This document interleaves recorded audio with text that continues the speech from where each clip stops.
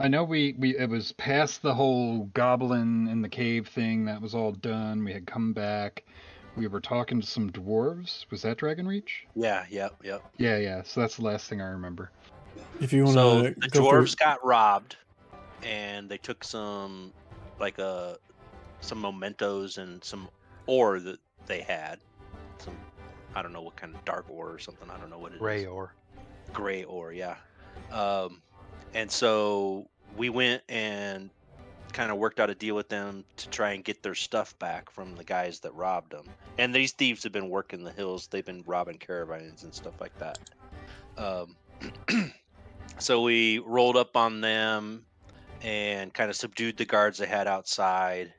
And then the next session was like 100% combat. It was us kind of going through the bandit lair, and it was touch and go a couple places, and some guy got away and warned all the bandits, and there was a huge fight, and the lead bandit was about to kill us, and we were about to kill the lead bandit. You know, it was very touch and go actually. And we kind of worked out a deal with him, and he left us a key, and we got into his secret room, and we found all the stuff that was stolen from the dwarves, and we took it back to the dwarves, and then that's kind of where I forget what happened after that.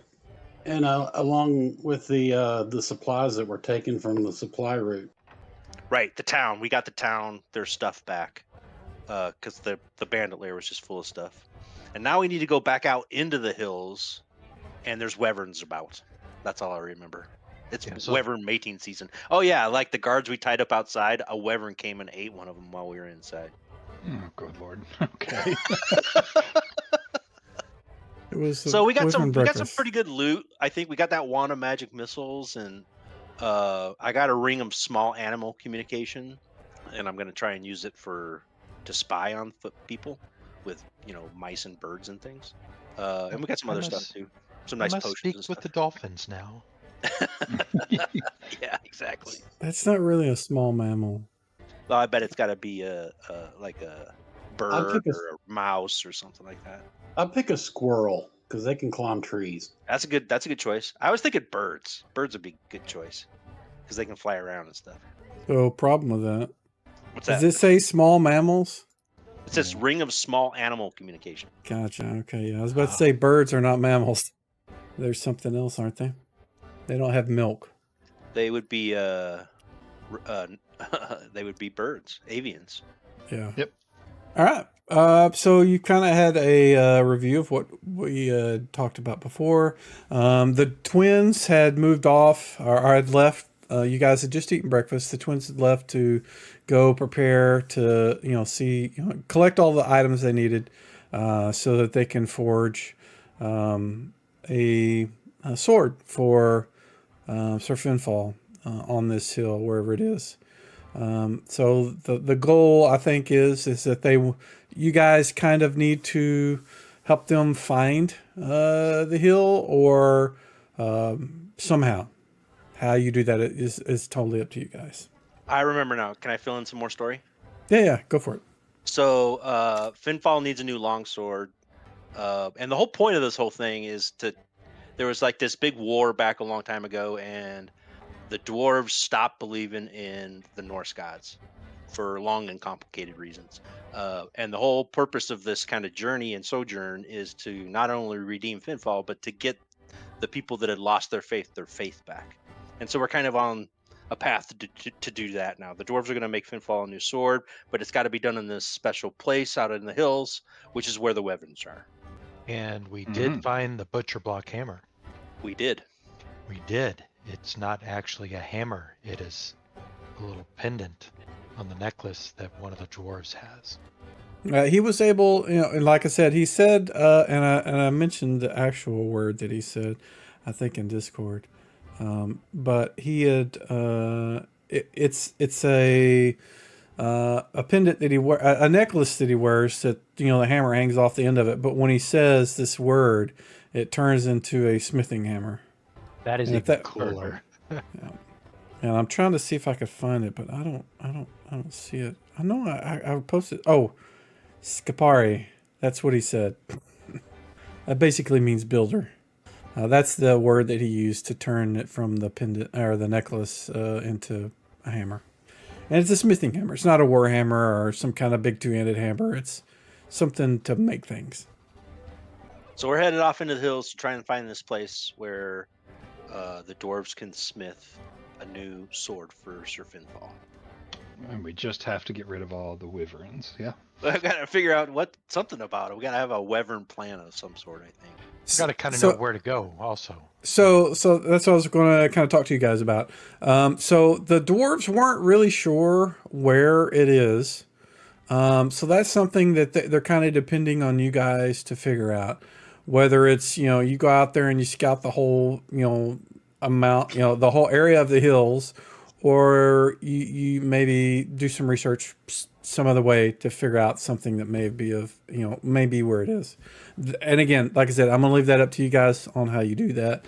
But that's kind of, it's going to take them a couple of days to collect all the things they need. They're basically going to need to create a portable forge and all the tools required for that.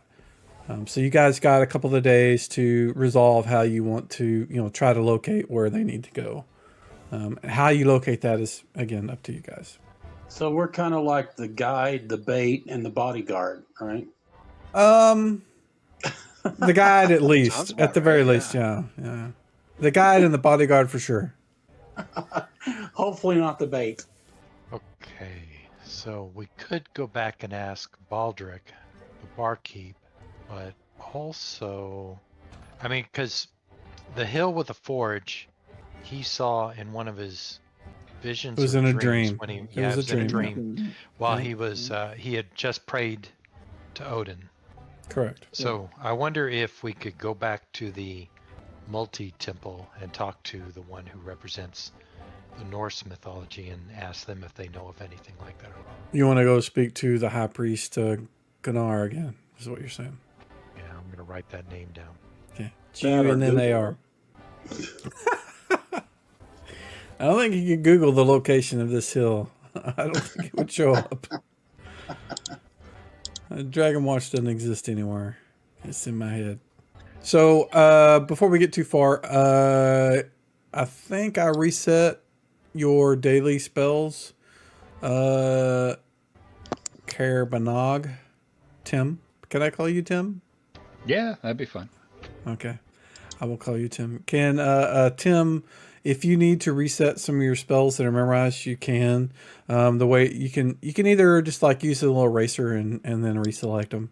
But otherwise you can leave them. It just reset the ones that you had. So Very good. All right. and it looks like the wand is showing up the way it should. Yeah. So you have an option to do one missile or two. Okay. So it sounds like Sir Finfall, you wanted to go speak to the High Priest Gunnar. Yeah, we'll the start temple? there. If the guys want to go back and ask Baldric at the end, he's the barkeep. Yeah. We'll will assume be you guys are all at the end to start. The two dwarves had just left, so you can decide where you want to go from there. So Baldric is in the end, if somebody wants to speak to him. Otherwise, you can go to. You can assume that Sir Finfall goes to the temple. Yeah, I'll head off to the temple. Does anybody want to go with him or just him? I'll go with I'll them. go with you. Yeah, that sounds like a good idea. So, okay. So party goes. Sounds good. If we're going to do that, let me see if I can... We'll change the music. There we go. All right. So you guys make your way to the temple. And as I've mentioned before, it's kind of a temple. When you walk in, it's got like three paths, left, center, and right. The center one is the Norse. Left is Greek, and the right is Egyptian. And that's mainly because I like those three mythos. But the temple supports all three, as long as they're not evil. And whenever you enter, you seek out Gunnar, and the acolytes will find him and bring him back so that you can speak to him, Sir Finfall. All right, so I want to ask Gunnar, I say, thank you for seeing me. I have some questions of a spiritual nature. A location that I was shown in a vision, um, or someone I know was shown in a vision of a hill with a forge on it. Would this sound familiar to you? So to be clear, the dwarf didn't mention there was a forge on it. He did mention that there were bones around it, large bones. Oh, I've got They're right going to here in need my to. notes. A He forge. mentioned. Well, they need to take a forge, or they need to forge a weapon there. Okay. He didn't specifically say, and if I did, that was a mistake on my part. But he didn't mention there was a forge there. They need to provide that. I'm updating the notes. Okay, so I just want to say a hill that may be spiritual, holy in some way, and it has a lot of bones around it. Does that sound familiar to you? He says that many years ago, many generations ago, in fact, before this town was first built, there was a battle with a powerful dragon called Nefertum, and his bones are scattered throughout the hills. There is a hill central to where his bones are. In fact, it's near the skull. He says that is where the what do they call it? Let me see. 1 second. Make sure I got this right. There are some sort of reddish trees that grow in the area, and it is the lore. I say lore. What is a more in character word he would use? My brain is just not working the way I want. But so there are these red trees that grow around the bones. He says that those are called Dragonwood trees, and they grow. They're nowhere else that they know of. And the lore of it is that they grow from they were birthed from the blood of Nefertum when he died. So there's these red sort of trees. They're not like everywhere, but there are some. They're kind of scraggly. They're not very tall, but the wood is really sturdy. In fact, it's rumored that you can even make a sword out of the wood. But the wood is also burns really hot. But in any case, he says most of that is centered around his, where you can find the skull in Nefertum. But that area is also populated with the hills themselves are populated with wyverns. It's very dangerous. There's also this evil cult that is trying to figure out a way to bring Nefertum back to the living, which is not desirable to the town, and that's out of character. And apparently they have been trying for decades trying to bring him back. But they are known to be in that area and protect the trees from anyone that would, try to come in and harvest some of the wood. The cult is? Yes. Okay, I think I need to go talk to the local druids. That's what I'm thinking. So you want to go to the Wildwood Forest, which is northwest of town, and find the druid that you haven't spoken to, but That is I there. heard about. Yeah, His name is Alaric Wildheart. That is his name if you want to make a note or not. It's up to you. But he is supposed to be in the woods there, or the forest there. How long of a trip is that? It's just like a little north past the Wizard Tower. So it's not that far outside of town. I mean, it's, a couple minutes, outside of town. The forest is right on the edge of town. The hills to the east are right on the edge of town. The farms are to the south. The lake that's further south about a week is south of town as well. I like the idea of talking to the druid. Before we go, am I with Sir Finfall?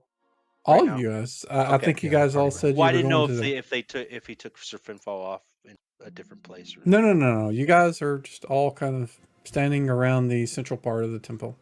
So the the dwarven smiths have agreed to make Sir Finfall a new sword, and it has to be done in a special place, and that's the place that we're looking for. So what you're saying is you think it might be one of the places where this dragon's bones fell?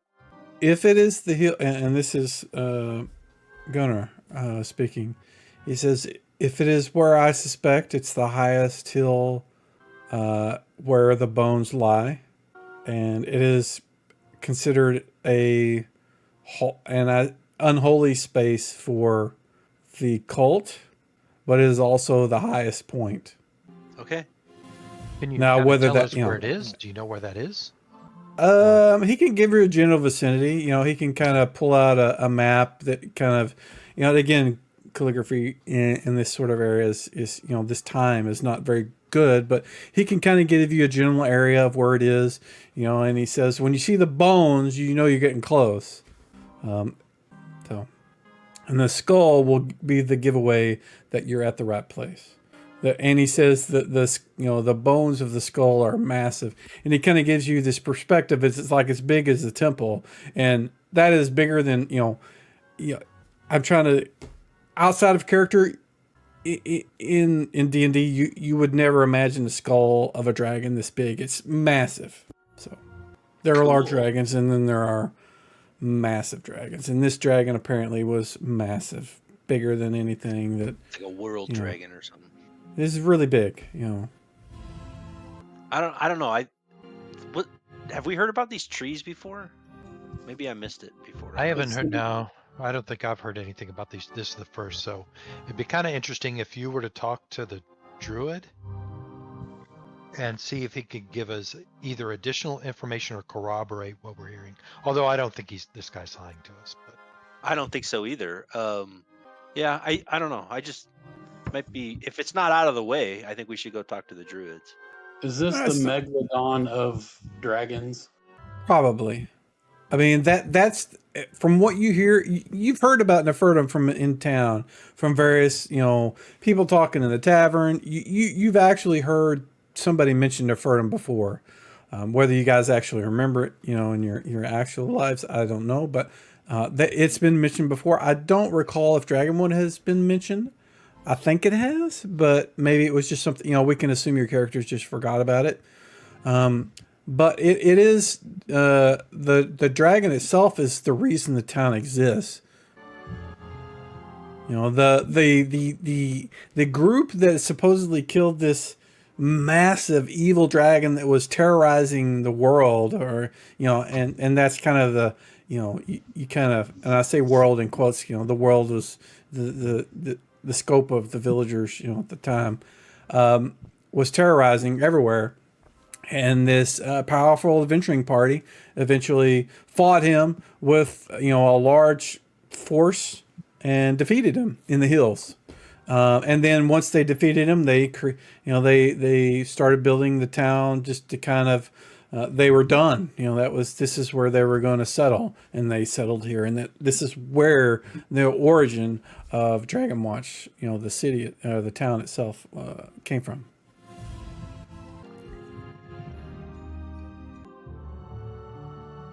right, druid, or do you think it's necessary?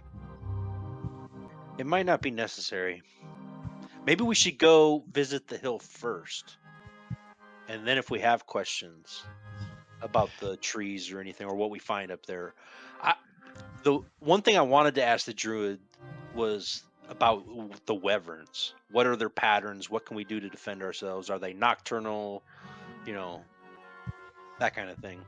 Because as a desert, I don't know. Are wyverns in the desert? I don't know. I have no idea. I don't think they would be. I don't know if I would know about them or not. I don't think they would be something that would be prevalent in the desert. No. So I was thinking we could go and ask them about the wyverns and maybe corroborate the story.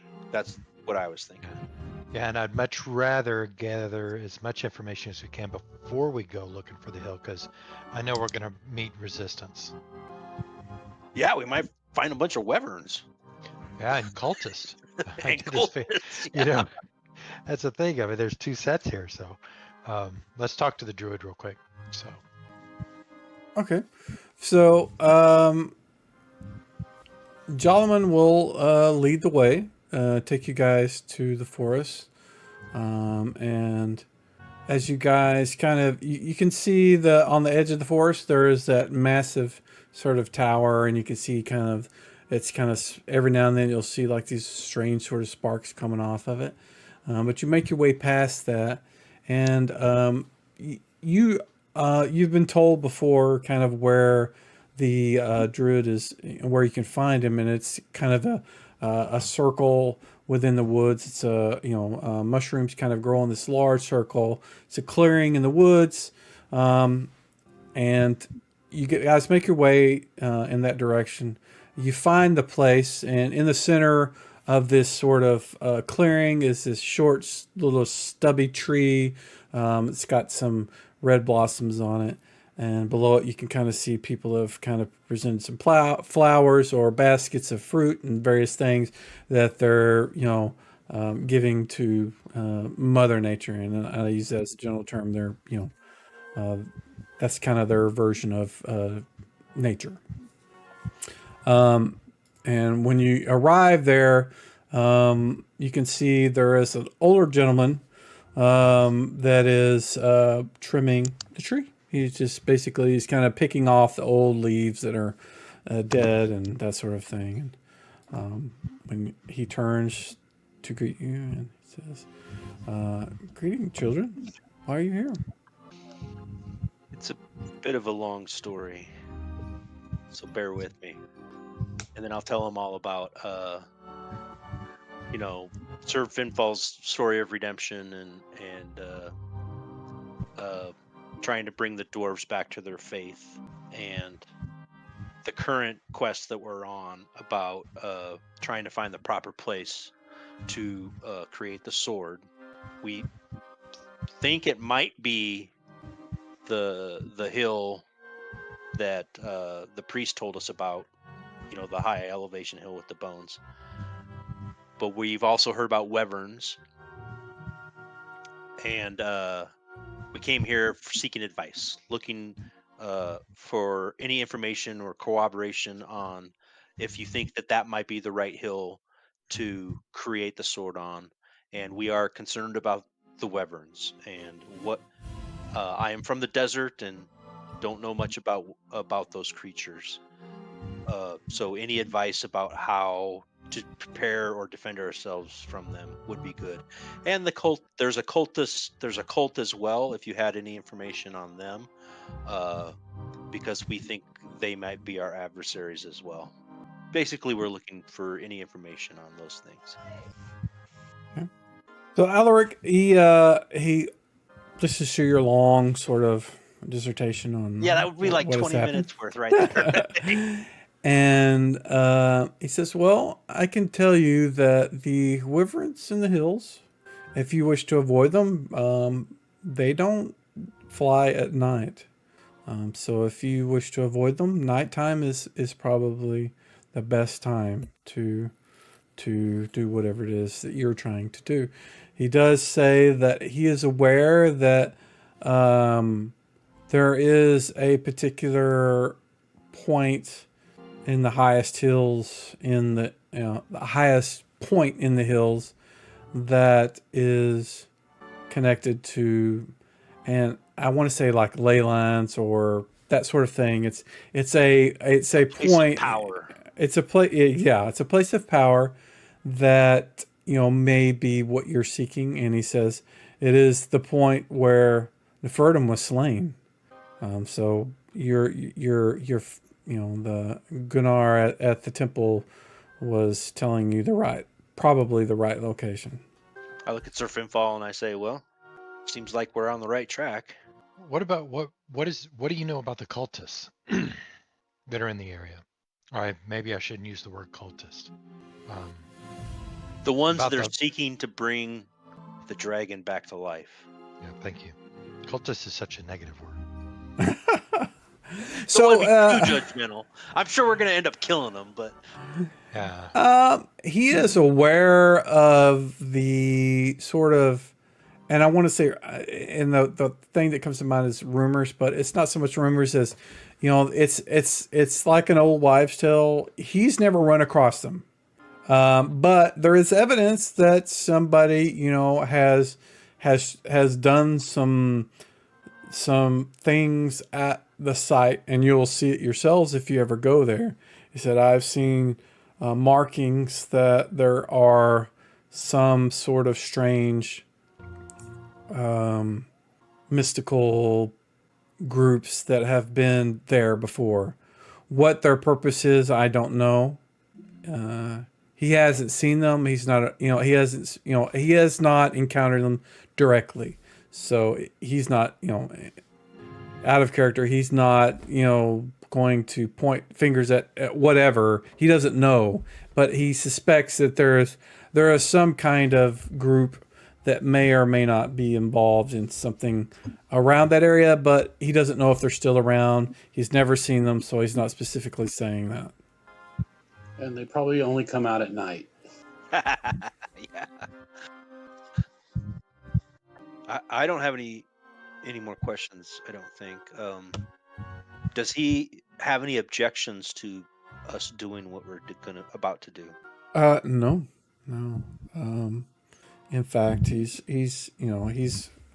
understands that if you have to dispatch some wyverns, it's part of the natural order of things. They don't all survive, or live, forever. So he doesn't have a qualm of you doing whatever it is you need to do, as long as it doesn't interfere with, as long as you're not killing them all, he doesn't mind. I would never allow that to happen. No, we can leave one. And if they all attack us, then they might all die, but pretty sure we would die first. So, and he has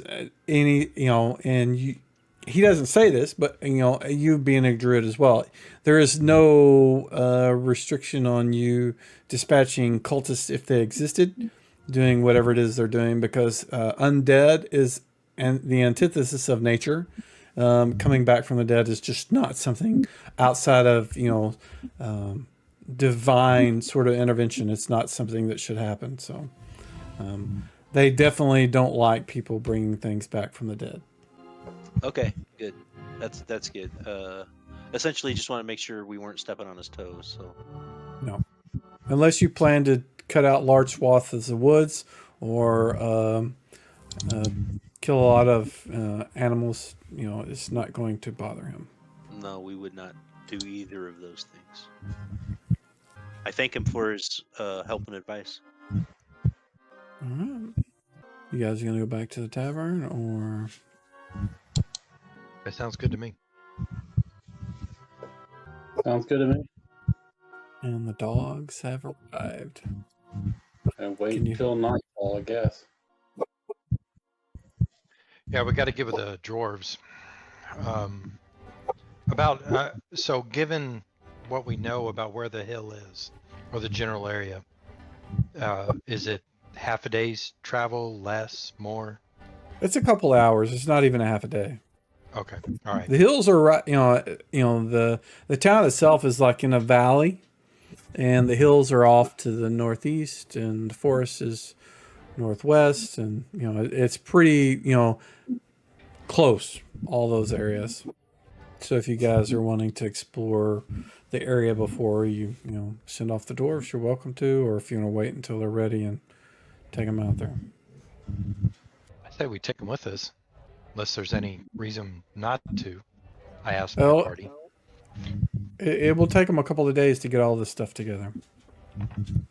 Oh, okay. So we could go out there and look a little bit. Recon a little bit. Dawn, just can you mute if you're not talking? We're getting the buzzing again. But if you're talking, absolutely, don't mute. All right, so I kind of agree with the recon, and we want to do it at night. So a couple hours travel is not that bad. It would still give us plenty of time to recon the area of the hill and be able to get back before the wyverns decide they want to make us their supper. And this is because he said the wyverns were active during the day? Yeah, he says they're not active at night. Okay. Yeah, he specifically said that they don't see very well in the dark. He also suggested if you do travel in the hills, don't take horses because that's like their sort of favorite sort of food outside of dwarves. Oh, that's not good. Yeah, real good we didn't take the horses with us before. Take the dwarves with us. They can be bait. They're immune to. They're well, not slow. immune. They're yes, exactly. They'll catch the slowest runner while we get away. That's harsh. Very. All right, so do we just want to wait till a little bit before nightfall and then head towards that direction? That works for me. Do we have our horses now? They're in the stable, certainly. Yeah, they've been there since you guys arrived in Dragonwatch. You haven't taken them anywhere. We'll just leave them there then. Yep. Yeah, you guys haven't taken them out of the stable. So, all right. So you guys are gonna wait till the evening, and then make your way out to the hills, with not your horses, and you're gonna make your way towards where the druid has told you that the skull. I think actually no, it was Gunnar had told you where the skull was, and you're gonna head in that direction, correct? Yes. Yep. Let's see. Give me a second. And you're gonna go out there in the nighttime. How are you going to see Sir Finfall? I was thinking about that. If I light something, they're going to see it, right?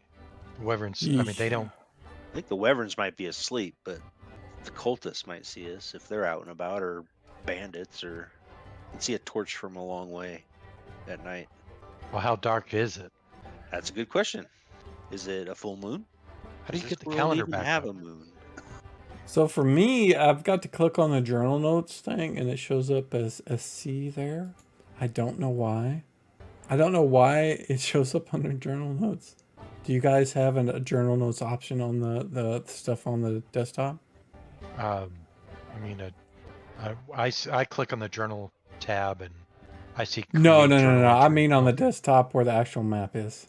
Oh, no, I do any clicking and I don't see anything.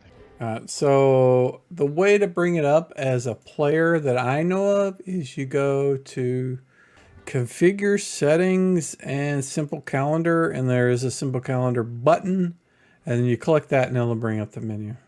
Oh, good grief.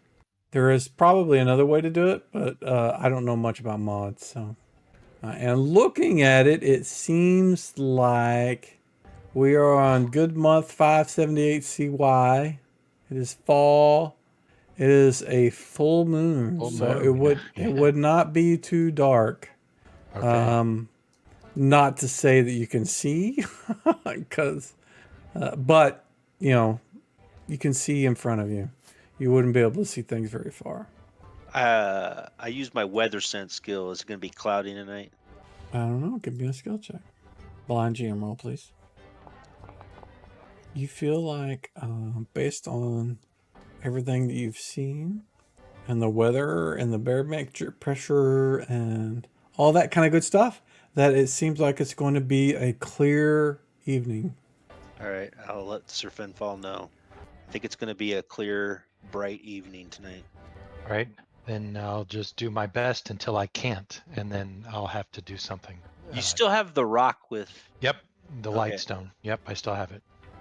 How is it on around your neck, or where is it? No, I think it's, how big is the stone? Is it like palm size? I assumed it was about palm size, and it was in my backpack is what it was. Didn't we say it was a medallion sort of thing? Okay, all right. Didn't we Okay, say it was? well, yeah. It's something I can't remember. It's been a while since I've looked at that, so you would have to tell me so that I would remember. Okay, it is a medallion that is on a necklace, and I have it tucked inside my armor. Perfect. Okay. You're good to go. Okay. All right. Let me. Let's see. You guys have made your way out into the woods, and we will activate this. It take a bit for the map to load, and you make your way towards what has been, your Gunnar and the druid have both kind of directed you in this direction, telling you where to go in the hills to find the highest hill. And it's not too difficult, especially on a clear night. You can see the highest hill in the hills, because you got moonlight. You get to the point to where you're at the bottom of the hill.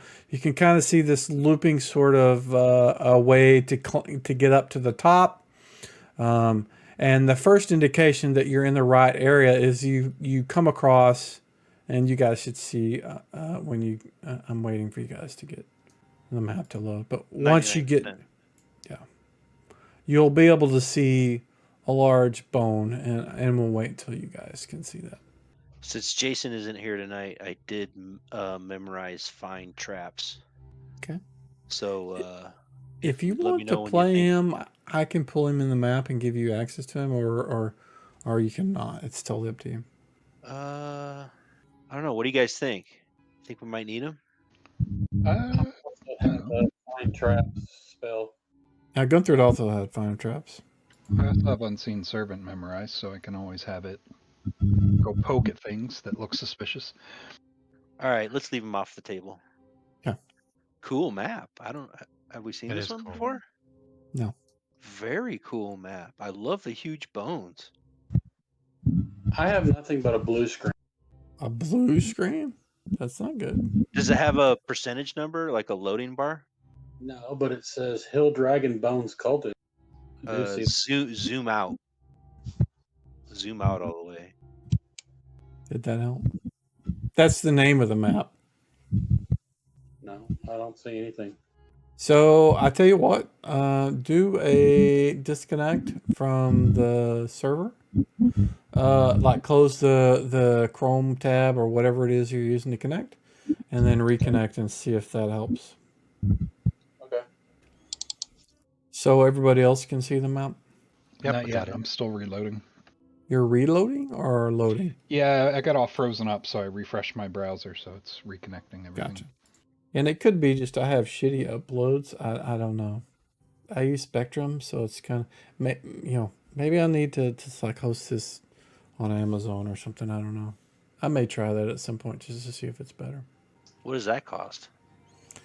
My understanding is it's not terribly expensive because the cost of Amazon is generally when you're doing traffic outbound from Amazon. So if you send data outside of Amazon from the server, that's when it starts building up. And there's not a lot. I may try it for a month just to see what it does. There's also some Foundry hosting sites. I think one of them's called Forge that is specifically set up for this that I may try. I don't know. Yeah, Forge. We can talk about that. I use Molten Hosting, and there's specific reasons why I use that, as opposed to Forge. I used it once before, so if you ever want to talk about it, I can. Yeah, we may do that after the game tonight just to see. Yeah. And So I can show you Molten Hosting. Yeah, I don't know if the slow load times or intermittent kind of data not showing the way it's supposed to is just me or something else. So, but I show everybody, even Dawn. No, Dawn is purple. I don't see a purple yet for Dawn. So I'm waiting for the map to show him as one of the little pips on the map. So, but Wade, can you see the map? Yeah, I got it. Okay. You guys should be able to see the entire map, I believe. Well, I say entire.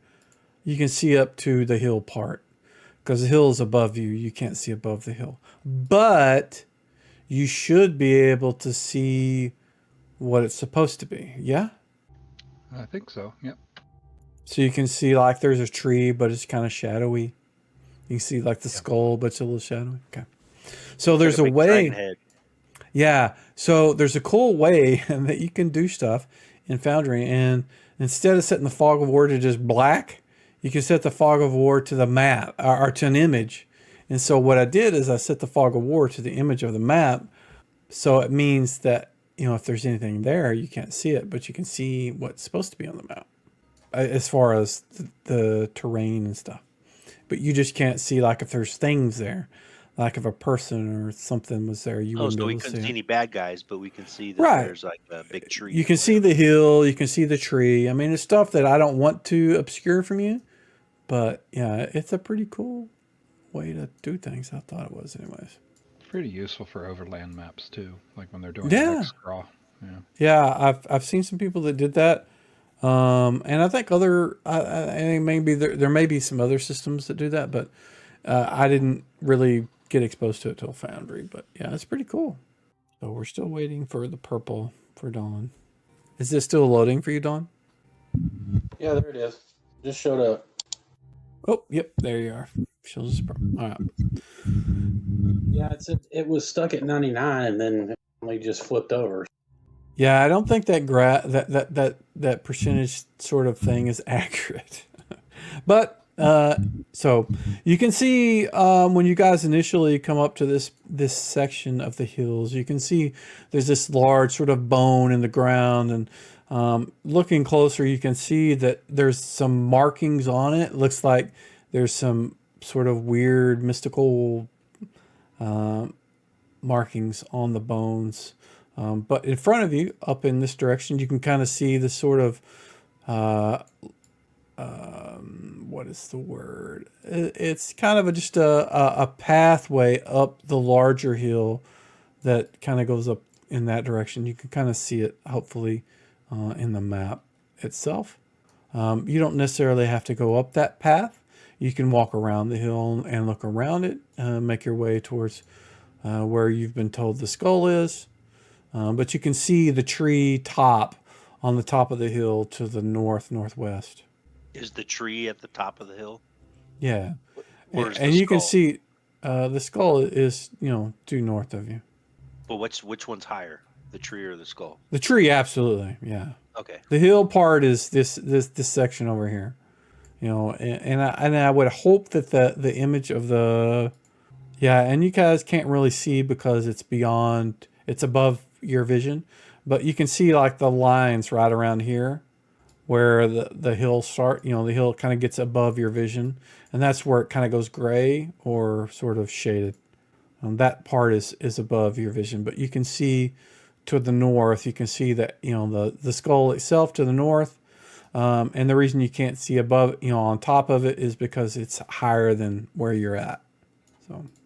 Or so do these little trees that are around, do they resemble the dragonwood trees that they were describing? They have a red tint, and I wished that I could have set a red tint on them, but I fucked around with Dungeon Alchemist to try to do that, but I couldn't set them to red.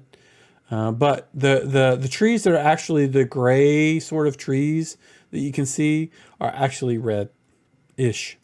They have a red tint to them. All right, well, this is the right place, isn't it? So let's I want to go investigate that symbol on the bone over there. yeah, if you zoom in on it, you can actually see it. It's kind of crazy. Oh yeah. All right, so move yourself over there. Any of you guys want to examine it, feel free to move yourself over there. Watch traps. And if you're going to use a particular skill to look at, I mean, if you want to use some sort of thing, or if you just want to look at it, that's one thing. But if you want to use a particular skill that you're proficient at, to try to determine maybe what it is or where its origins are from, that kind of thing, you certainly can. But looking at them, they look like they have been written, compared to the age of the bones, they're recent, but they're old. Maybe a couple of years old. The weather has kind of weathered them away. So they're not entirely clear. Are they drawn on or like carved in? These are made with some sort of marking. So they're not carved. Does it look like an alphabet, or are these symbols? They don't look like a language. I really don't have any applicable skills. Well, I'm a historian and academician, so maybe I'll take a shot to see if anything looks familiar to me. Would ancient history work? Looking at them, you suspect they are probably not a language. It's a marking of some sort of mystical power. So that Spellcraft? that would be a better choice. Yeah. And you can do a blind GM roll for that. Will it do that automatically, or do I have to? You'll need to tell it Oh, blind it's GM. asking me. Okay, never Yeah. mind. That is an intelligence check, and I forgot I'm supposed to get a +1 to any intelligence checks. Because I'm an academician, and anytime I actually physically attack somebody, I take a -1 to hit, or the first time I attack anybody. Well, without the bonus, you still succeeded. Looking at the markings, you can tell that there are some sort of ritual that was used, not recently, to empower the bones. Like they were taking for some sort of life force and trying to infuse it into the bones. Oh no. Yeah, so guys, ancient ritual tries to fuse some kind of soul to the bones. This thing might get up and start walking around any minute. While you guys are waiting for Tim to finish his examination, right about the time he finishes, you hear this scream that, and in fact, let me see if I've got a scream that. See if I got an audio. I don't think I forgot to do my line. Look at the bones.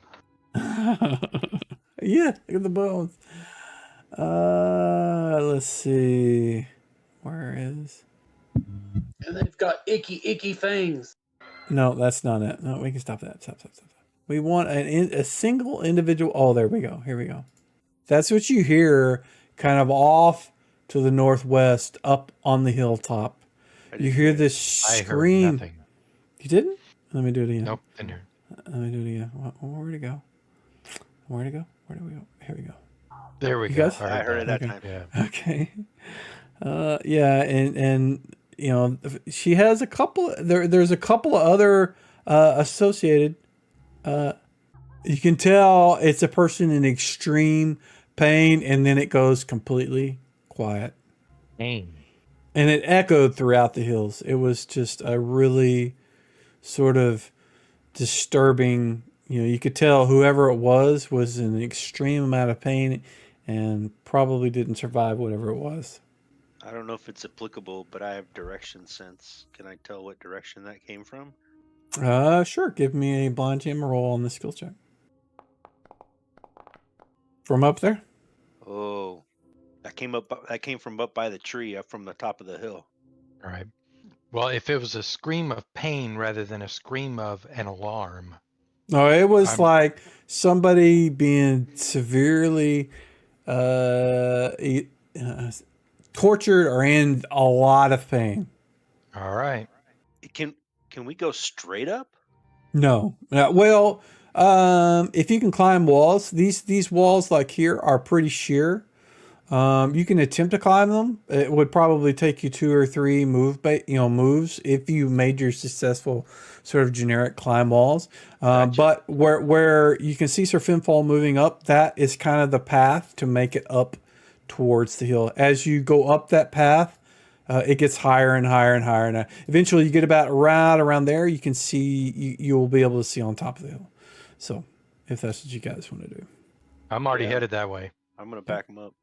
Somebody's in a world of hurt.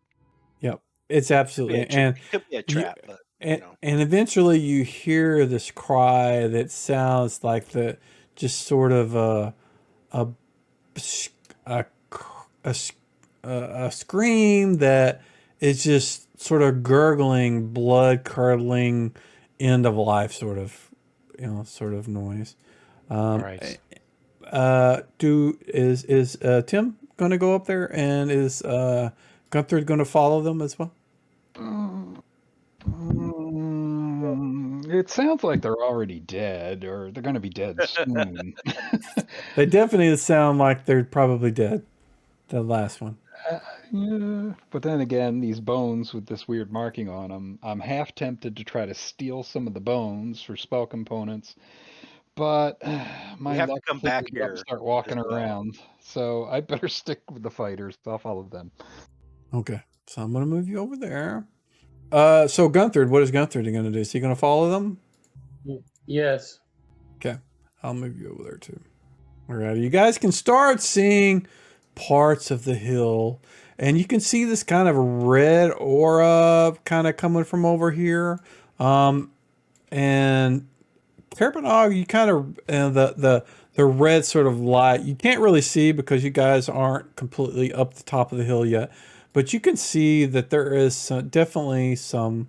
It looks like an aura from, like, normally for you it would be like you're detecting magic or something, or some sort of ritual you're performing, and it causes this sort of, a side effect of having this sort of red aura come So about it's it. not natural light of any No, kind. it is not. And I'm gonna put you right there. Who is Somebody that? just turn their light on or something. Jolliman. So the way I've got this set, there's a wall type, and the way it works is you've got to get to above, you've got to get beyond that particular line before you can see beyond it. So once you get to this point, Jolliman, you can see. Okay, yeah, because You can just like you flip the switch and like Right. You step above like a certain height, and then you can see beyond what was there, and that's what happened. That's why you can see what you can see now. And I'll let you describe kind of what you see, and then okay, I'll yeah, I'm gonna modify that myself. quietly describe that there is some sort of altar on the top of the hill. There are three people around the altar that I can see, and there is definitely looks like somebody that they have sacrificed on the altar. This is probably not good, and it totally going to interfere with what we're trying to do up here. Like we're supposed to be forging Finfall's sword right there. I think they are using this place of power for the wrong purpose. Yeah, wrong or not, doesn't really matter to me. But the point is that my paladin buddy needs a sword. So yeah, these guys have to go. Yeah, they're doing something evil, so I'm gonna go after them. I only see three, but there could be more. But yeah, It I'm looks the like same. I'm also lawful good, so I got to do something. so. Sir Finfall, I think you can see him as well. Yes, I can see them. I see Okay. three of them around a Yeah, circle. you're far enough to see. Yeah. The rest of you guys are a little too far back, but Sir Finfall and Jolliman can both see him. So what I do you can try to guys charm want? one of them. Okay. Well, I am drawing the wand of magic missile so that I have it in my hand. Okay. Have they noticed us yet? No, they seem to be caught up in the ritual. You can see that the guy, the central guy, is he's waving his hands around, and you can hear things coming. You can hear words, but you don't understand them. Specifically, Finfall doesn't. There's some. He's saying things that are not, a language that you understand. Um, and the other two it looks like they just finished flaying whoever was on the altar. They look like they just finished peeling the skin off of this person, and the scream that you heard was the death cry of whoever it was that was on the altar itself. Do I have to wait for initiative to start casting a spell? Yes, I wanted to make sure you guys were aware of the thing, and if you guys want to go ahead and start moving towards them, taking action, you can. We can start that. Oh yeah, if I Yeah. recognize this guy is doing some kind of magical thing, incantation or ritual, then he's getting a magic missile in his butt. Okay. Can I tell if any of them are wearing metal armor? They all are wearing robes.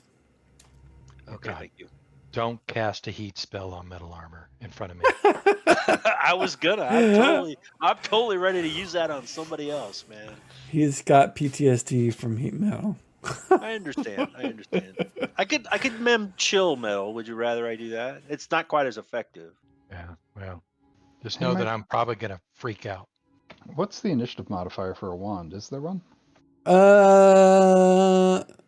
There may be, but there's not anything automated, so don't worry about it. Just you can Okay. either just use the just use the D20, the little dice there on the combat trigger. Gotcha. If you're casting a spell or if you're moving, just use the regular roll. If you're casting a spell, obviously you'd use the spell as well. Yeah. So it looks like he's gonna just keep doing what he's doing. Jolman, what are you doing? Summon insects on the central robed figure. Range is 30 yards, and he's 65 feet, so it should be in range. So keep in mind that it's not yards; it's 3. Say that again. It's not yards; it's 3 units, 3 map units. So in this case, let's see where you at. 3 squares, right? Yeah. So like The range you know, of the spell is 30 YDS. right, which would be 30 feet or 30 yards. Which there's no internal external. It's 3. So that is like twice as far as you need to be to cast that Gotcha. to hit him. Okay. I am. And that may be different from the rules as written, but because my brain can't deal with yards and feet, the way it's done is it's units of measure on the map. So if it's Gotcha. it Okay. would be 30 on this map it would be 30 feet. Yeah, they kind of went and messed it up in second edition by switching to yards instead of just sticking with inches. Well, like it's first did. edition too. Both of them are confusing as hell for me. Oh yeah. So but at least I it just was went to inches, so map you know it was units. squares, right? Like Yeah. 1-inch squares on the tabletop, and so if it told you it was 12 inches, then you knew it was 12 squares, and you didn't have to think about yards or feet or any of that stuff. So let me. I would. I'm not going to cast that then. Actually, it would. No, I'm not going to say that because that would confuse you. Go ahead. I'm You not gonna definitely you need to be closer to use it. You need to be a lot not in closer. range. I would like to not cast it. Okay. Yeah, you can. I will. How about I move up like halfway, and can I get a shot with my bow at the end of the turn, or however far I can move? Are you an elf? Oh, is that an elf skill? I did not know that. Or you can only move half your distance and still get an attack, right? That's what it is. That's what I was. Yeah. Right. So generally, the way I and I can't remember how I did it last game, but we'll say that you get half your attack rate if you move half your move rate. So anything above that, you wouldn't get anything. But if you move like 60 feet, you would be able to get up to 60. You would be able to get 1 shot if you have 2 attacks around. If you have 1 attack around, you don't get it if you move half your move. So it says my move is 12. So that's 60. So I can move 30. Oh no! So you can move 60 feet. I don't even think I want. Are you shooting a short bow? Is that what you're saying? A short bow, yeah. Yeah, so you can move up to 60 feet and get 1 shot. I'm not going to go that close, but I will move up. Game's paused. Oh, yeah, it is. I just saw him dragging, so I thought, yeah. Oops. I will stop right there. Yeah, and then make your attack, assuming you can. Oh, I thought you wanted me to wait to the end of the turn. Did you delay it? Yeah, you did. Okay, yeah, that's perfect. Kerbanog, what are you doing, sir? Can you see? No, you can't see them yet. You need to move before you can see them. I can't hear you, Bill, if you're talking. Oh, yeah, I'm talking to myself like a dummy. Yeah, I just need to move forward. Oops. Where did you move? Oh, you moved outside of the... Okay, gotcha. I'm going to put you here. There you go. Are you wanting to move further than that? And again, I can't hear you. Yeah, I'm so used to not. I'm not used to the push to talk. I don't have to get too close to them because I think the range on magic missile is pretty generous here, and I'm pretty sure I can reach them. If you can see them, you can shoot them. Is pretty much my definition of magic missile. Awesome. So you just want to move to there and then shoot your magic missile next round. Is that what you wanted to do? Sir. Yep. Okay. All right. End your turn, and then we'll go to Sir Finfall when he does that. Okay, I'm going to move up as far as I can. as quickly Okay. as I can. All right. You want to move up to... Are you wanting to move into melee with the first guy you can see? Yes. Okay, I will do that for you. There you go. And that is, I'm going to, unless you say otherwise, that is a charge. Yes. Okay, so make your attack. Ooh, get him, get him. Is there any bonus on the attack or no? There is a Doesn't charge him? +2. Yeah. +2? Okay. Yeah. That's what I'm talking about. All right. Any damage bonuses on, or just No, that's- just okay. straight +2 to hit. Man, you cleaved him in half. All right. That's what I'm talking about. Our Those other little doors. guy can now see you. He is going to move and attack you with his sacrificial dagger and miss. Gunther. Okay, I need to move where I am 60 feet from everyone. 60 feet away from everyone or 60 feet within everyone? Within everyone. I can't tell you what that is. Are you trying to, what are you trying to do? Let me know. Cast a spell. What is it? Prayer. Okay. So where you're move at, right- If I move right there, can I get everybody? I mean, where you were at is within 60 feet of everybody. Well, I want to move up half my distance then. Okay. You can do that, but you can't move and cast. So if you want to move and get there and the next round cast it, you can. But I would catch everybody from where I was. Right. If you cast it from where you were before, that was within 60 feet of... Here is where you were at. Okay.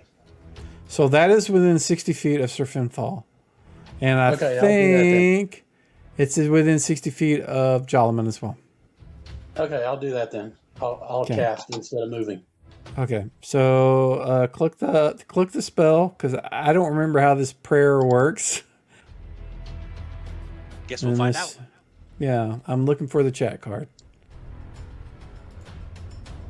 There we go. All right, so let's see. Let's read this. When the spell is completed, all attacks Give and damage +1 rolls. bonus and to attack and damage and saving throws. All right, so what we want to do is you need to target, and you can't I need see to target some. everybody.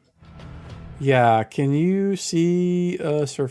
You're going to need to target Sir Finfall, Jolliman, and Carbonog Tim. So how do I target everybody? So you can't actually see them unless you're here. So do that. And target them now. Mouse over them. Press T. I'll move you back when we're done. This is kind of a thing I need to figure out.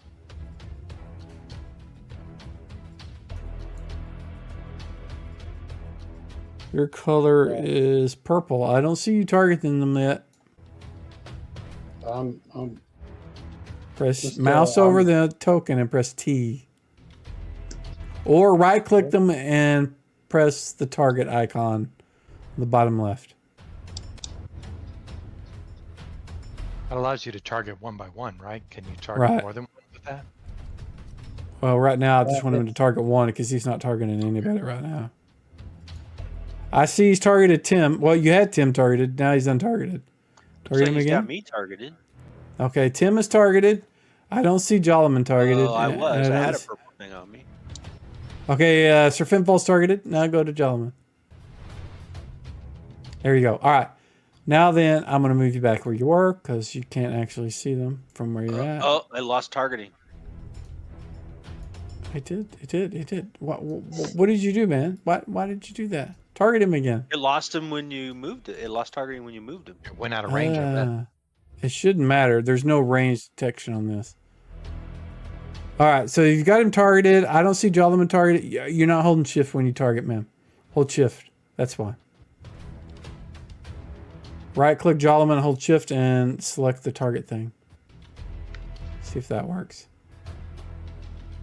All right, that did it. Do the same thing to Tim. Did I get him?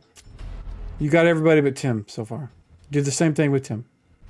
All right, you got them all, I think. Yeah, I'm going to move you back where you were. I need to figure out a better way to do that, but for now, that's what we're going to do. All right, now what you need to do is click the effect that is in parentheses friendly. Click that, and it should put an effect on all of them. It did. I got it. Let me check and make sure that effect is right, because I did this a long Okay. time ago. Hold on. Everybody gets a +1 to their attack and damage and savings throw. Wow. Sweet. Yeah. Bring it on. Thank you. All right, so yeah, click the cast. So, You're not within range to put it on any of the bad guys, but I still need you to click the cast button on the spell. So if you look at the chat card, click the cast, and that way it is used. Yeah, you don't need to worry about that. It's making all the people you have targeted save, which is irrelevant at this point because they're not saving versus the bad side. They will accept the good. All right. This guy.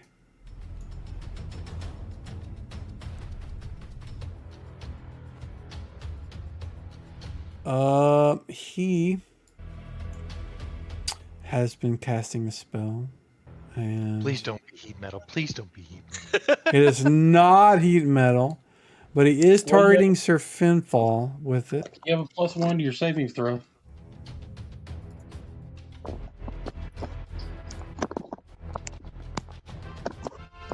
Sir Finfall save, so nothing happens. Jolliman, this is your bow attack.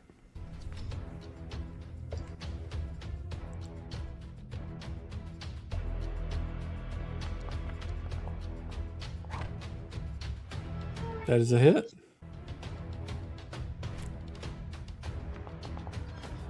Ouch! Nice. Ow!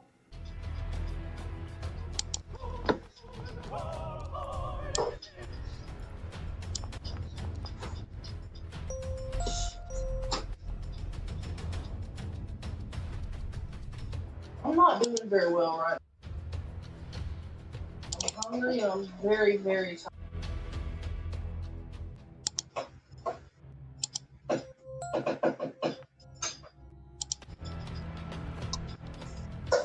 Looks like everybody has rolled initiative.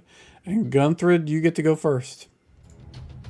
Does prayer require you to keep making, chanting, or is it just you fired it No. off and you're done? I'm fired it off and I'm done. All right. So move where you want to. So you can actually see the combat. I think that's as far as I can move, correct? Okay. Yep. And then Tim. If you can end your combat. Do you know how to do that? Me? No, Gunther. Do you remember how to end your combat turn? I'll move it for you. All right, Tim. Here you go. Okay, give me 1 second here. Go, Tim, go. Go, Tim, go.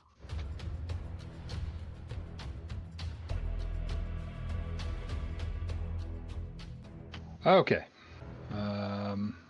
I was using the Wand of Magic Missiles. Yep. If you click it, it should pop up a chat card. You can cast and blast 2 missiles. Oh, and you killed him with the first one.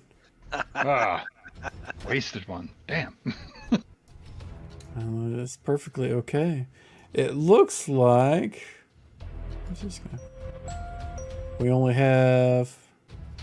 Where am I? Yeah, there was only 2 cultists up here, and you have slain. Right?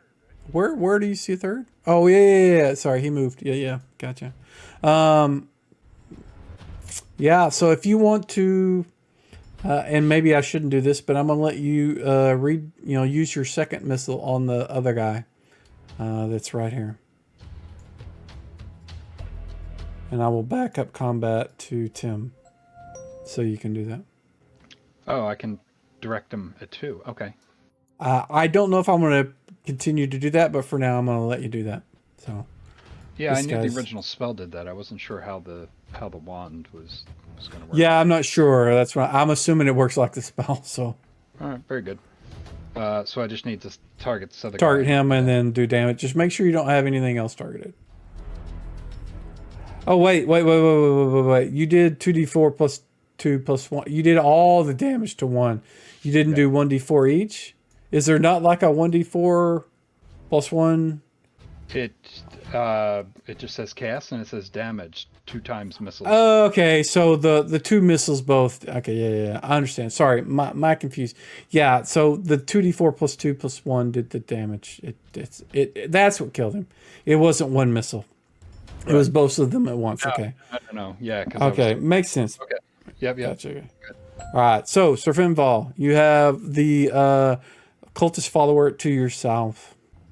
Okay, I'm going to turn to him and I'm going to try to flip my blade and hit him with the flat end of it and try to knock him out. All right. Roll a hit. -2. Because you're trying to subdue, not just cut him down. -2, you said. Yep.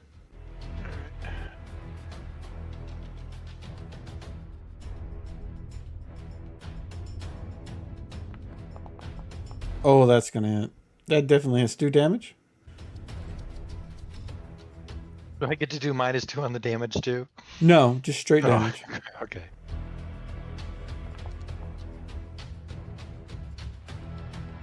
He still seems to be staggeringly not unconscious, but he's kind of like dazed. You know, it's a little, you know, he seems definitely stunned a little bit.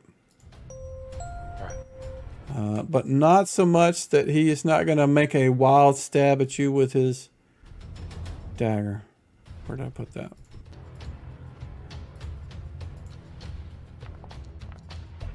And he misses.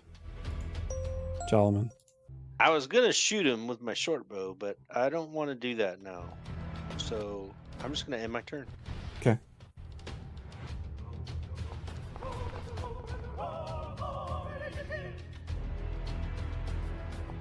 All right, if dead guys roll better initiative than me, I'm going to be upset.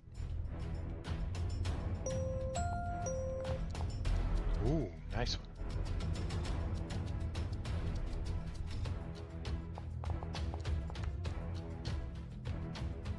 I'm just waiting on going through.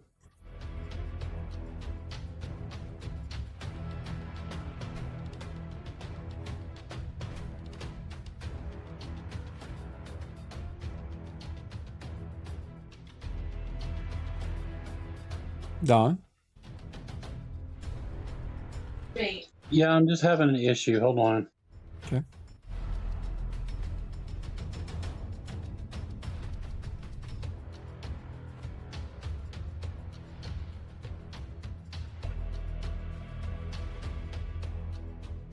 You have an issue with roll initiative or just locally?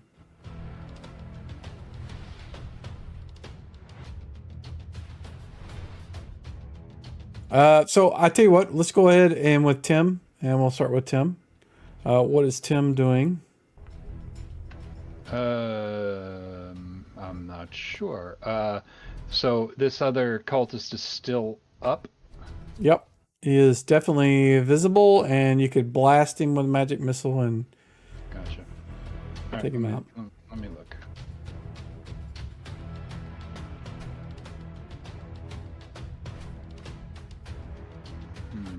Okay. Well,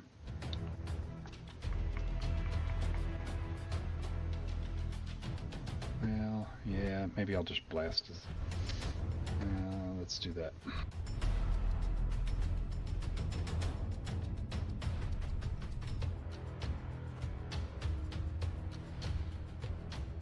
I'll go with 1 missile this time. Okay. And you took out 2. I am the king of cultist slaying. You are. And with that, Carving little people in the ends of my staff. For everyone I Okay. kill. All right. What choices did you make in your life that led you down this path to wind up here sacrificing people? What is your name? What's your What's- favorite color? What's the airspeed of an unladen swallow? I don't know. I get the feeling like I think I've seen this spell used on Torchwood before. So, what are the questions? So, are there any others? Right? And I mean, I think we know what they were trying to do here. Yeah, I right? want to say, how close are you to success? I don't know. That's pretty vague. Right. So, if we ask the questions, are they going to answer truthfully, or They have to. do they? Unless if they make their saving throw, they won't answer at all. But they will be vague, they will be cryptic, they will be monosyllabic, they will be evasive probably, but they have to answer. All right. So the first question should be, how many others? I agree with that. I would say how many cultists? Yeah, but they might not think of themselves as cultists. How many others are there in your group? There you go.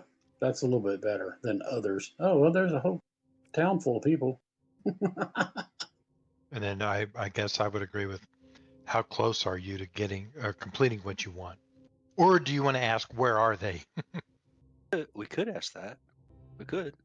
All right. I'm gonna try it. Are we ready? I'm sorry. Yeah. I No, kind of started no. playing. So. You want to cast Speak with Dead? Which one Yep. are you trying to I'm do gonna that cast with? on the one that was cast in the spell, so the one in the middle, the top one. So I targeted the dead guy. Okay. I'm going to move over to the other side of him, stand there ready in case he decides to attack or something, or he becomes undead or anything.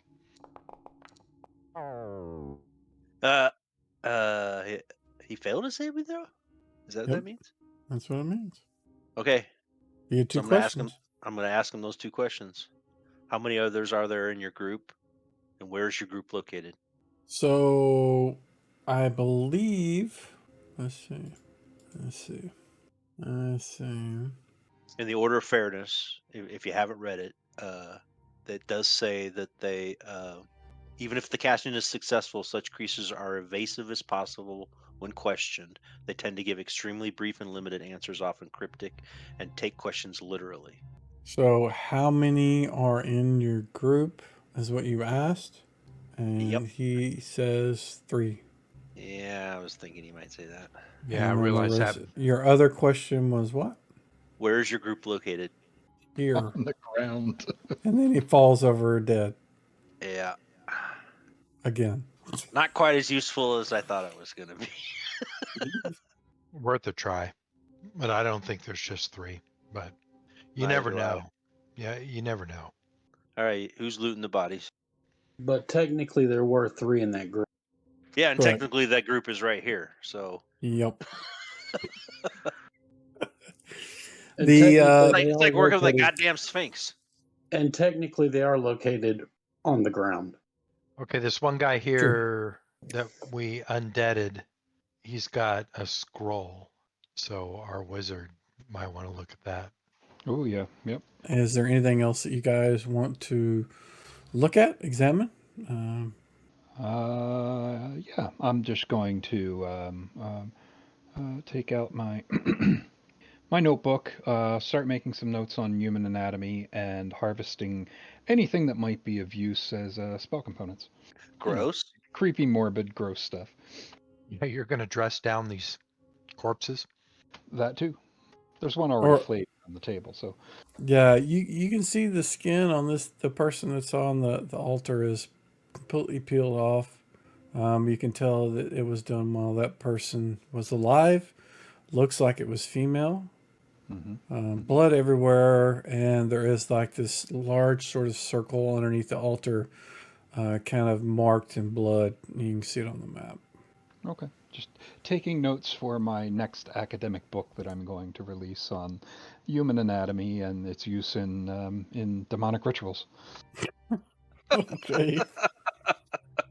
Anybody else? I don't think I have any applicable skills. Can y'all hear me? Can Yep. now. Yep. Okay, my tablet died, so I had to move to my phone. So while we're waiting for Wade to reconnect, is there anything that you want to do as far as examining the area or anything within it while we wait for him?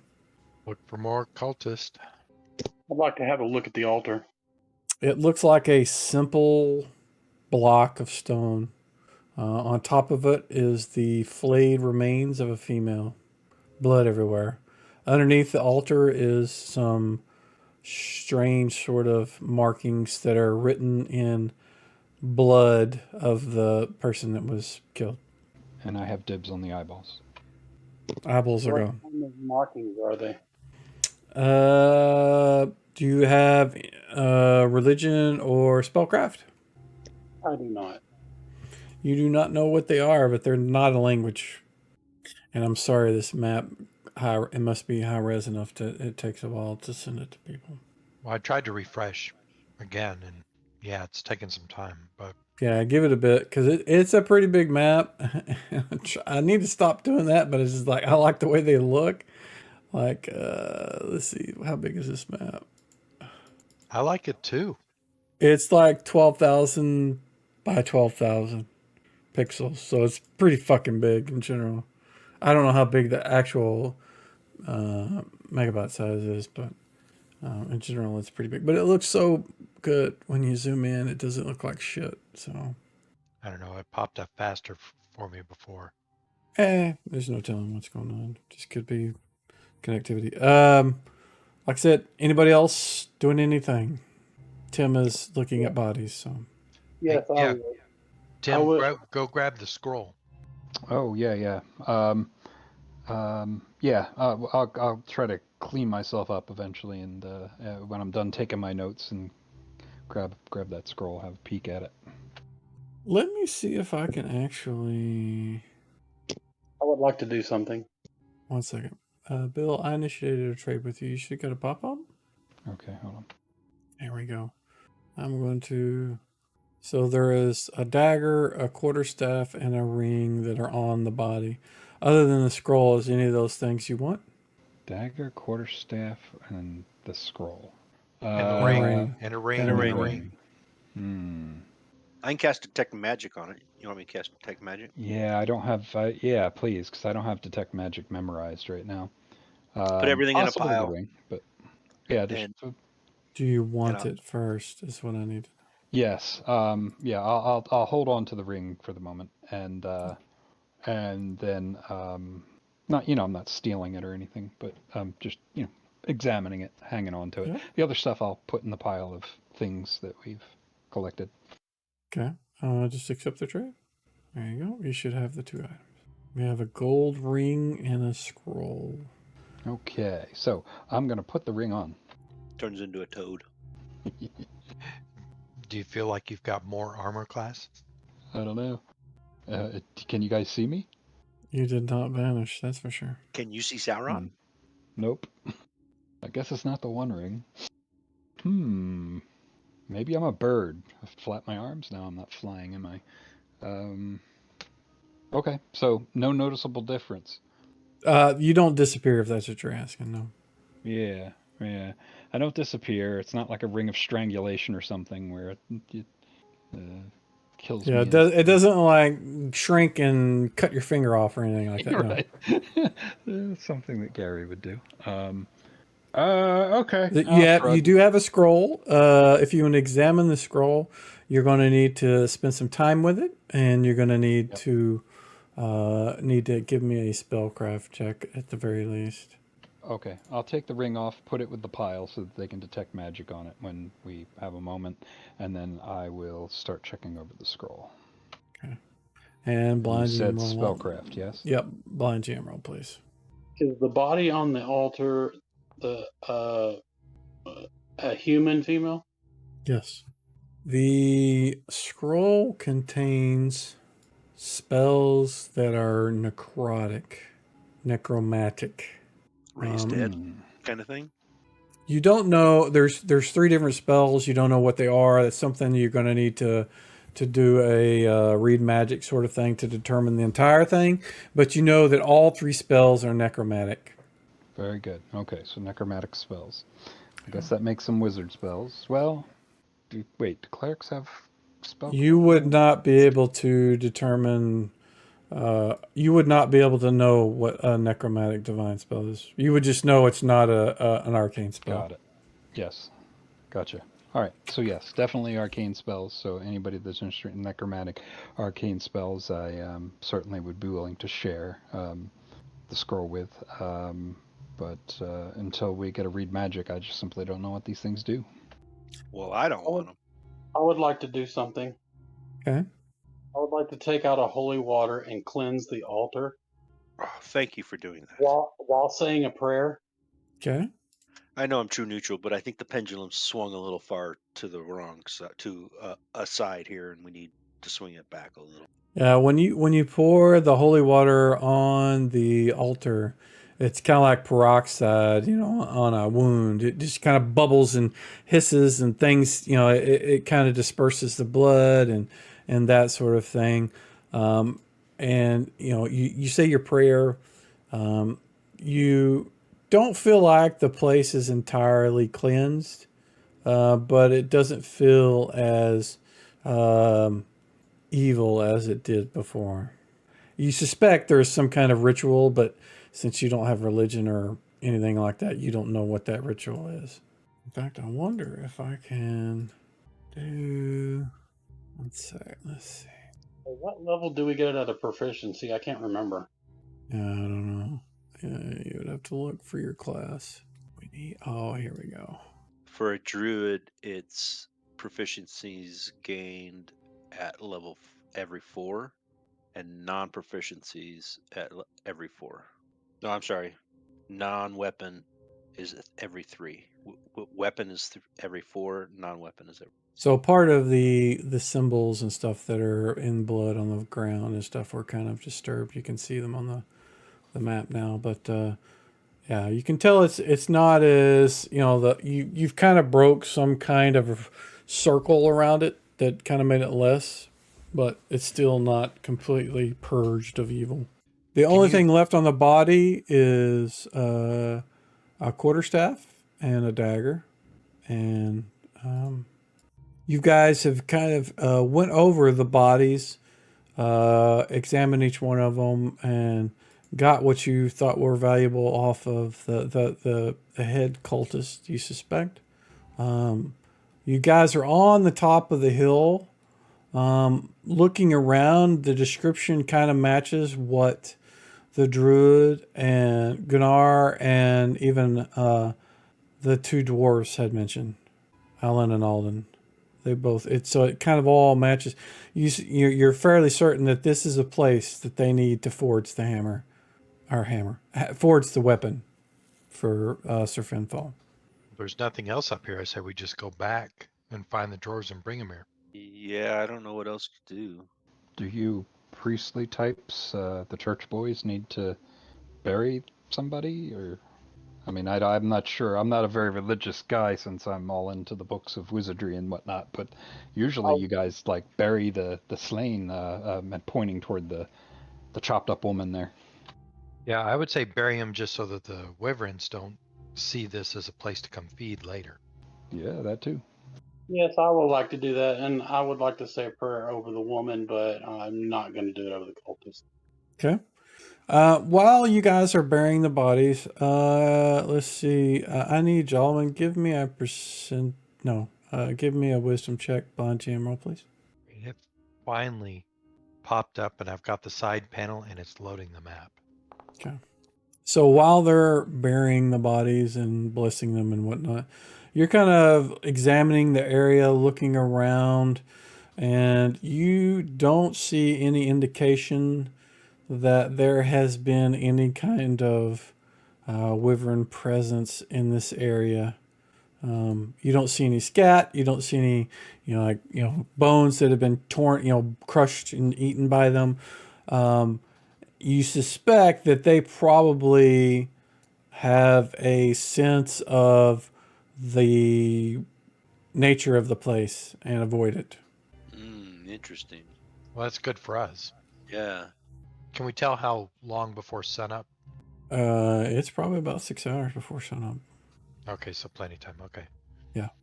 It takes you an hour or two to get all the body, dig a hole in the top of the hill because it's a lot is stone. It's pretty difficult to dig through, but you guys managed to dig holes and put the bodies in, and we'll get them off the map.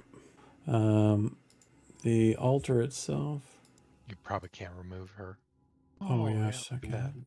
It's tiles, man. I use tiles so that I could mess with it in case you guys did stuff. So now that's all that's left is the altar itself, kind of bloodstained with the sort of wiped out sort of marking the circle. You can see some bones, up there with you guys. The large sort of tree that's next to it, though, is definitely the dragonwood tree. It's red. You can see that there aren't any cuts on the tree, but you can see that there are some branches and limbs that over time have come off, have broken off the tree itself over time that are laying along the ground. I want to pick up a couple of those and take them back to the dwarves. Okay. Yeah, is there a particular piece that looks like it might be good for a spear? I don't know. Give me a blind GM percentile roll. Actually, no. Give me a percentile roll, not blind GM roll, and you want 30% or lower to see if there's one straight enough and long enough for a spear. Oh, you find one. It looks like it's kind of in between the roots and the back. Nobody has seen it. It fell off, a few years ago, but looks like it's a long enough to be spear sized at least. All right, I'm gonna snag that. Okay. Could also be used as a quarterstaff. I have a question. Uh-huh. So I am one non-weapon proficiency short.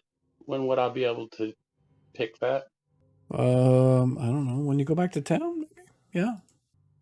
It depends on what it is. If somebody in the party has the skill, generally what I'll let them do is learn it whenever they level up. If it's something you're picking now, you can go back to town. If somebody in your party knows what you're trying to learn, they can teach you over time, that sort of thing. If nobody in the party knows, you'll have to spend some time getting taught that non-weapon proficiency. It's religion. Okay. And you could definitely learn that from the temple itself, but if somebody else within the party, they can do it as well. Shall we go back to town? Is there anything else to investigate here?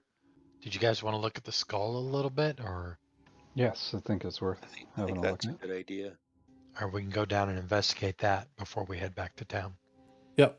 And you can, if you would like, you can certainly walk around and walk down the same path you came, or you can kind of slide down. It's not a straight vertical, but from the other side you could slide down and on the side where the skull is, and then kind of move in closer and look at it if that's what you want. I will take the path back down. Okay. Somebody is messing around with templates. So the parts of the skull that you can't see are higher. So if you want to get in, if you want to be able to see those, you'll need to climb up the skull itself to be able to see anything higher, where you can't see right now when you're on the ground. So if you want to move up on top of them, you can certainly try. It is not too difficult to climb up it, but But this thing is huge. it's massive. It's bigger than huge. It's huge. Looks like just the head is the size of a normal dragon. And that's probably about right. Yeah, it's massive. The head would be about the size of a normal dragon. Yeah, the body would be like 10 dragons. I take it there's nothing else north for me to go No, to. that's the edge of the map that I've got. So the only other, if you want to climb up the head, you can, or the skull, you can. That's the only thing that you have left. All right, let's do that.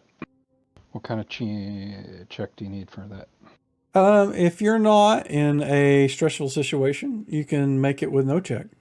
If you were Very good. climbing up in the middle of combat, I'm not, I would make you make a check, but take your time, climb up the wherever it is you're wanting to go. Oh, uh-oh. Got any more holy water? Oops, I just lost the map. What the heck?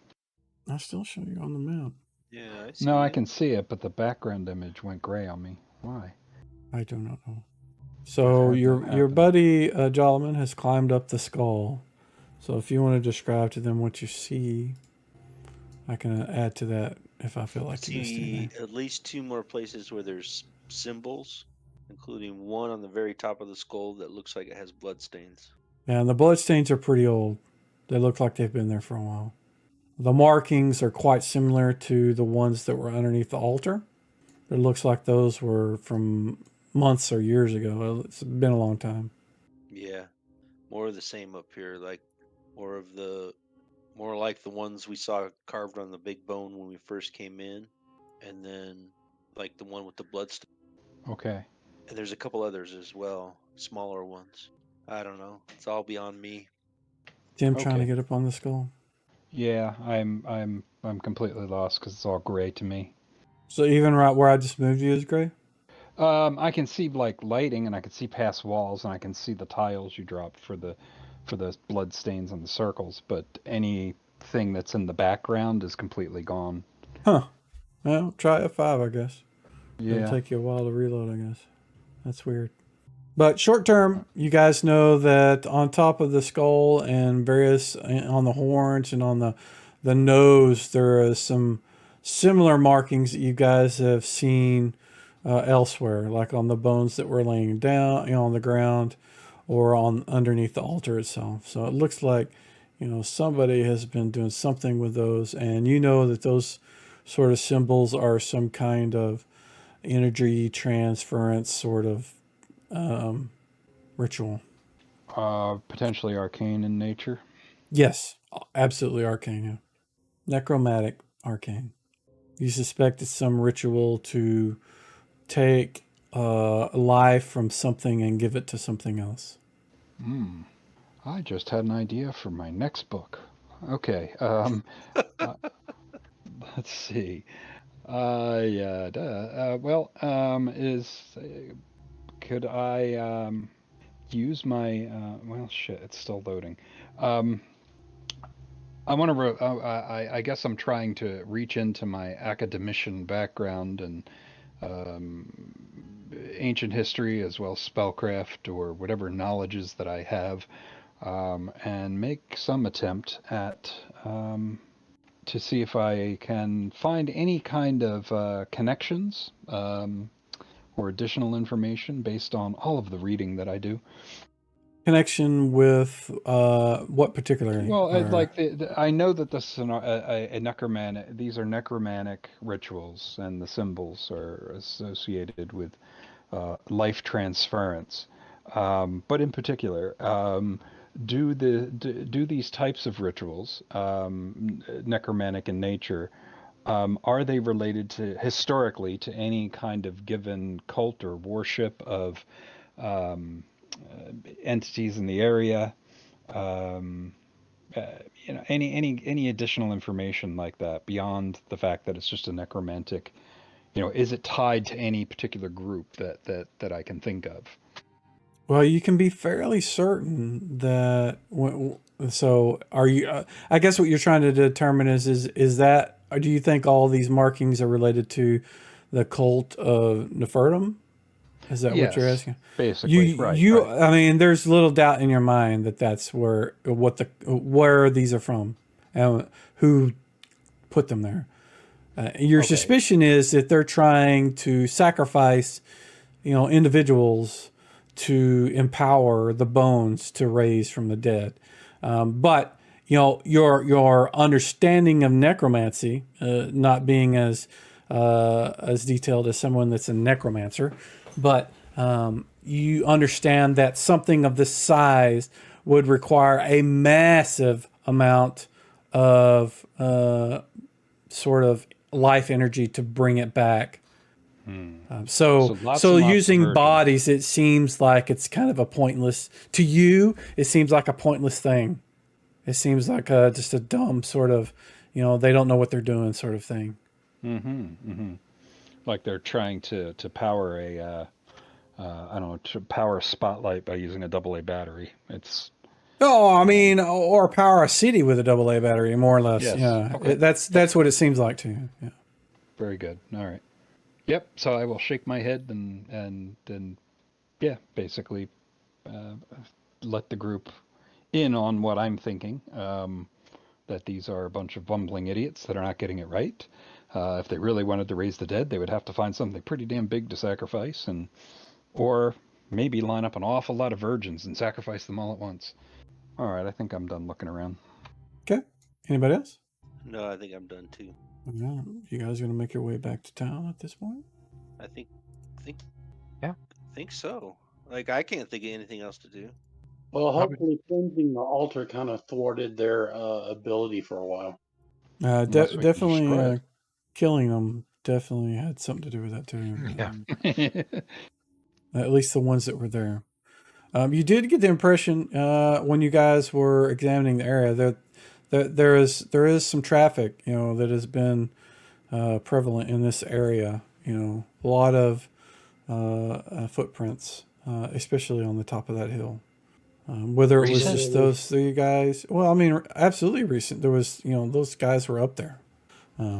So if you had a ranger that had tracking, or any of you guys had tracking, you may know more specific than that. But you can tell that it was kind of considering it's in the middle of nowhere and it's in an area that's under the view of wyverns, that there's more tracks here than there would be expected.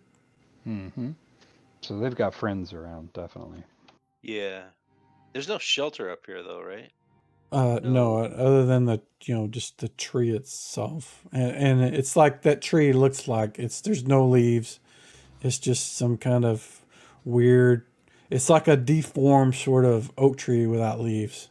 So when we come back here, we're gonna have to spend a few days, right? Because they're gonna have to set up a mobile forge, do whatever they got to do. That's gonna take days to maybe even a week or more, right? I don't know anything about blacksmithing, but so I don't think the wyverns come around here during the daytime. We should be okay, right? During the Well, day, maybe. Yeah. yeah, they avoid the place. True. So, wonder if, and I don't have this particular skill, but finding a decent place to camp in this area, and should we hang out and wait and see if any of their friends come back, to check the area out, because it would be nice to know if there's like a hidden camp full of cultists not too far away, hiding in a Yeah. cave somewhere. But if we saw one of them come back, maybe we could try to follow them, or back to where they came from. I don't know, just a thought. If we went and got the dwarves and loaded up the wagons and brought everything back here too quickly, we might put them at risk if. That's what I'm worried about. Yeah, their security. We're gonna be here for a while. I'm worried about Yeah, being here for a while. I think we're safe from the wyverns in this area if they seem to avoid it. Cultists, on the other hand, all it would take is one well-placed fireball. Yeah. Forethought Druid could have a watch out and have him send a message to us. Yeah. It's the middle of the night, right? Are there any It's critters late about? now. There's some lizards out running around snatching up little insects. I'm gonna ask one of the lizards. How many humans do you usually see around here in a given day in one cycle of the sun? What is human? I'm a human, two-legged, Two walks legs. on two legs. 5 moons ago, I saw. I mean, that's like his nighttime. He's you have to realize these things are really not as smart as you, so they're trying. The what they're saying. I mean, you can understand them, but understanding is kind of not the same as completely knowing what they're saying. So they're trying to. I'm trying to say the way you could at least get some kind of. At least some kind of understanding from it, but he says that 5 moons ago there was 3 of them. 5 moons, meaning 5 months, basically. Or 5 nights. Hard to tell. I would say 5 nights. Yeah. And only 3. Were they the same 3? Yeah. Was it the same He three as doesn't these know. He has no. As far as you're speaking to him, he thinks you are them. He doesn't three? Yeah. understand the difference between you and them Fair enough. because you're all tall, big, scary things, and they avoid you. We'll ask him if any more tall, big, scary things have come around besides those three. Yeah. I think what he's saying is that it could be a different three, and he would think would be the They were same the same. three. That's true. Yeah. That's true. So All right. he at least has never seen more than three. Yeah. Yeah. At least recently, anyway. Well, keep in All right. mind it is and this is mostly for Tim.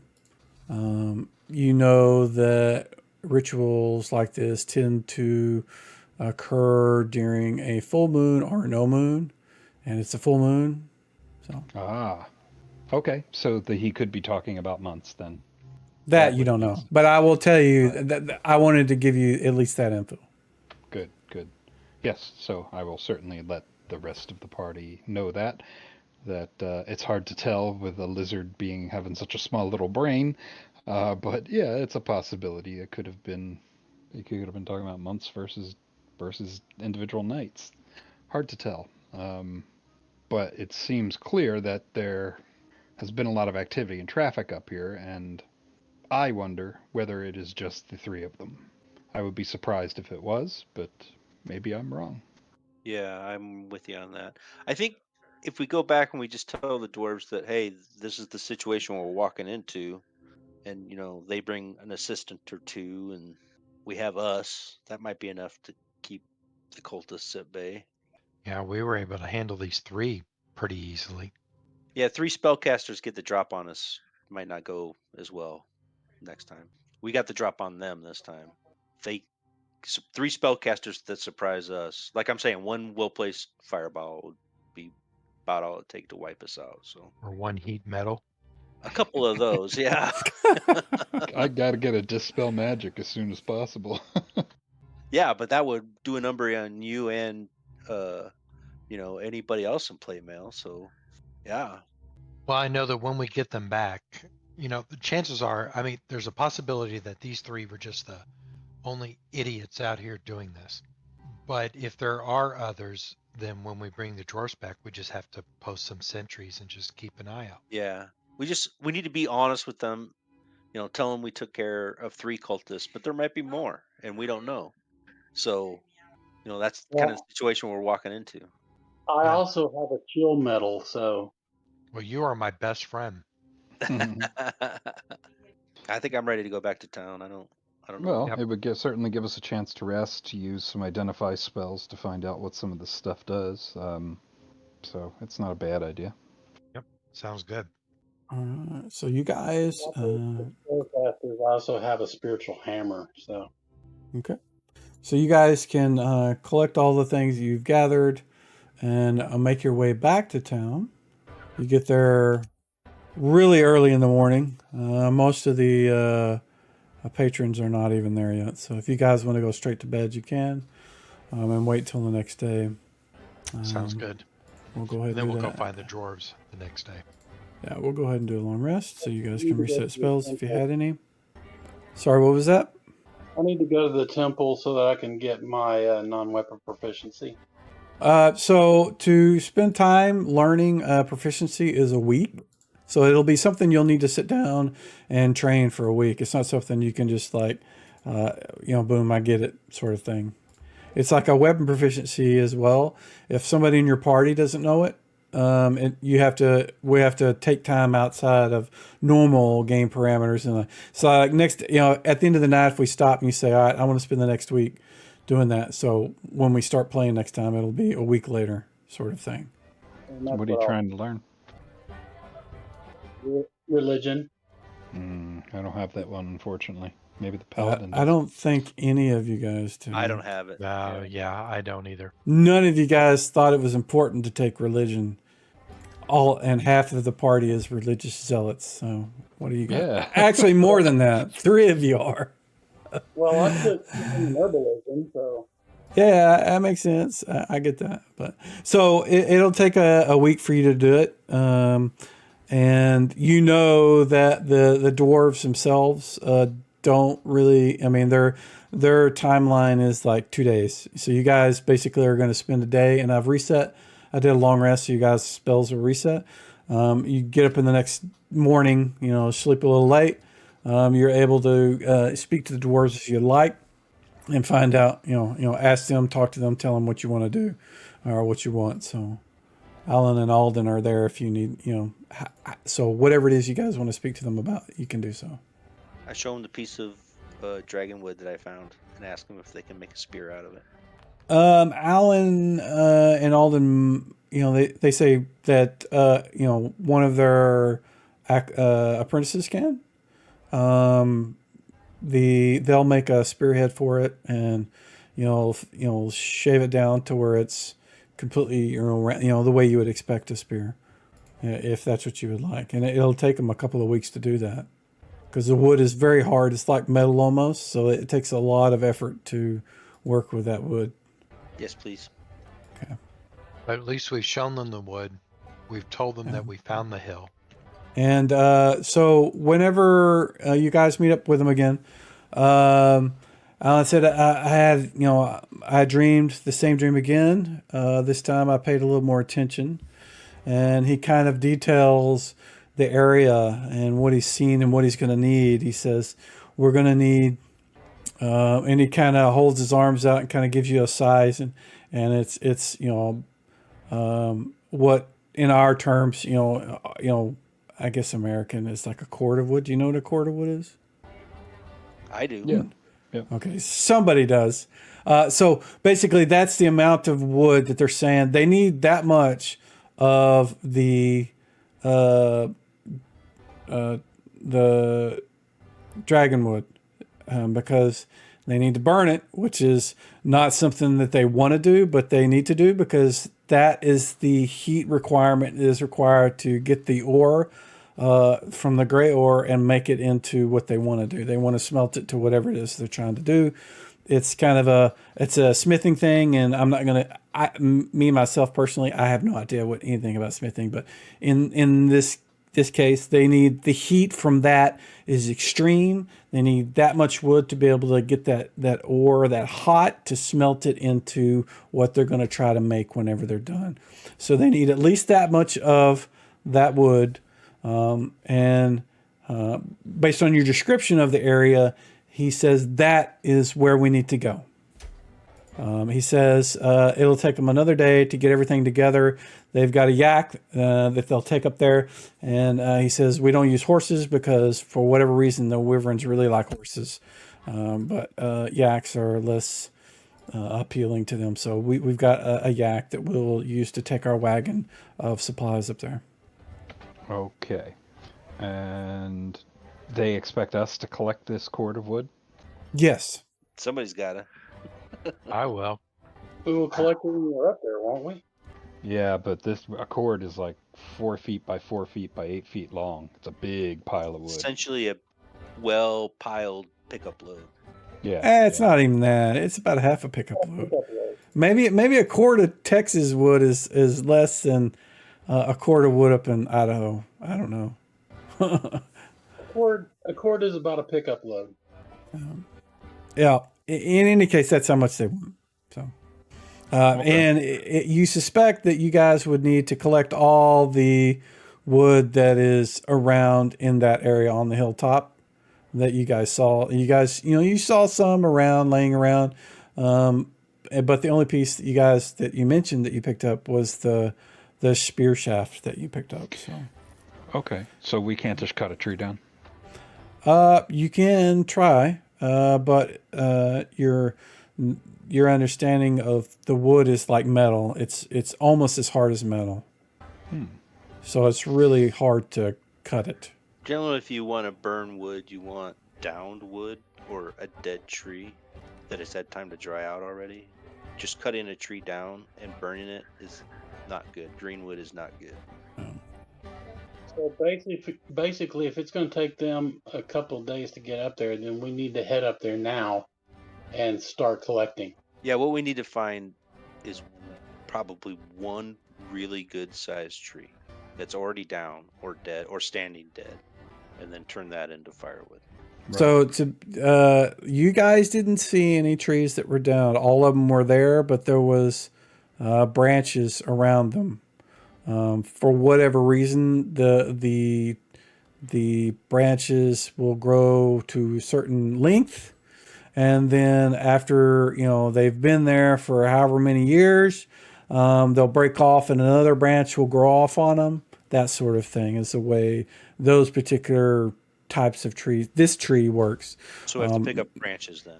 Right. It's not something, and you certainly can attempt to chop a tree down, and if you want. It's totally up to you, but it's not. There's no, the dwarves. When you talk to Alan and Allen, it's like they never said anything about chopping trees down. It was always collect this amount of wood, so that we can use it to heat up the ore. It was so if that's clear. Okay. All right. Did they really say it was going to take a couple days for them to get out there? No, they did not. Okay. They said it was All going right. to take one more day to get to their equipment together and on a wagon to take it out there. So tomorrow is when they can take a wagon and go out there. All right. So we got a day and a night to rest and have some food. And Yes. identify magic. Yeah, you can do that too. Yes. All right. So if you guys want to do that, what are the things you're wanting to identify? I never got a map. Did you guys get a map? I put you back at the Drunken Dragon Yeah, I can see Tavern. the tavern. And that map should load easily, so I'm gonna F5 it. reload. Yeah, no, loaded right up. Yeah, it should load really quick. It's a small map. What did you want to identify? We'll assume that the day you rest, if you want to reset some of your spells to be identified, you can. Yes. You just tell me what you're wanting to identify. I know there was talk of doing magic detection on certain things. I don't think that actually happened. I never saw I the never cast did in do chat. that. No. Okay. Yeah, I never did do it. So tell me what you want to detect magic on, and I'll tell you what is or isn't. Okay, so how many things do we have here total, guys? I've got a ring, and I think that's the only thing I've got. Let me double check. You got the ring and the scroll from the body. Yeah, so Right. Well, I've got to read magic on the scroll, and because I know that's magical, but so I've got a ring to detect on. Did anybody pick anything else up that needs to be Nope. identified? I don't. I think just, that's all. I think that was it. No. Unless Okay. that was unless it was the armor, the unknown armor. But That was the ring, actually. Oh. Okay, yeah, that would be Huh. it then. So I'll only memorize the one spell then. So I'm going to do read magic on the scroll, and then I'll do the identify. But I guess we've got to. Do we have any pearls, or we have to purchase one? You do. Jason had 'em, I Jason has them. We'll just remind me to tell him to remove a pearl next it. time, because he said that's what he was saving them for. Let me cast detect magic on the ring first. Very That good. way we don't waste a pearl. Yep. The ring and the scroll are both magic. Okay, very Go good. for it. Let's do the identify. Hold on. And that is going to be a percentile roll. If you want to do that, and do a blind Okay. GM roll, please. Yep. Where am I doing that from? It's not going to be one of those buttons there, if that's what you're asking. This is Yes. so identify is a percentage based on your level. So your level is, what is it for? Yeah, so 40%. So you need to do a blind GM roll, and I'm looking for below 40%. 40% It's or the below. dice down on the bottom right. Right, in the dice tray, but how do I make it a blind GM roll? Because It's if the I... drop down. where it says- Oh, the little drop down where it Oh, says okay. public roll. Yeah, we're the one right in Do you front of not my face. Thank use you. Foundry for your games? I do, but I never use that drop Gotcha. down. Gotcha. It's either automated or we just use the dice tray. And if I have to do something where the players don't know, I just roll physical dice. Gotcha. Yeah, never got to use it. All right, here Maybe we go. I should do that. Then I could at least roll some dice. Plus, it really unnerves the players when they hear because I have these heavy metallic dice, That's awesome. and they hear They're like, them "What's he rolling. doing? What's he doing?" Yes. Yeah, you probably wouldn't hear them on my side because I got this sound canceling stuff, and it only works when I'm talking. So, So you are unable to determine what the thing is. I mean, you know it's magic, but that's really all you know. Hmm. Since we have a long rest, can we apply any unapplied experience? Yeah, if you want to, sure. So you spend, the time that is required to do the identify, but unfortunately, your experience with this type of thing is just not as good as you had hoped, and you're unable to determine what it is. Okay.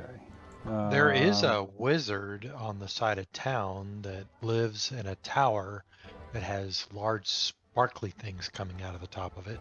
That might be able to true. help. Yeah. That might be worth a shot.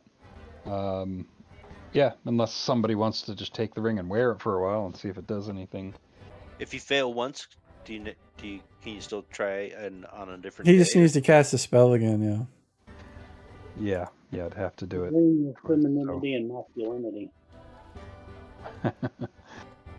we, so do we want to burn another pearl, or do we want to go see the sage? I mean, it probably He'll would be just more charge us. expensive to pay Yeah, he'll him just than. charge us more money, I think. So Right. We've All right. got money. wait another day. I'd wait, but that's just me. It gives you something to do while we're waiting for the swords to be forged.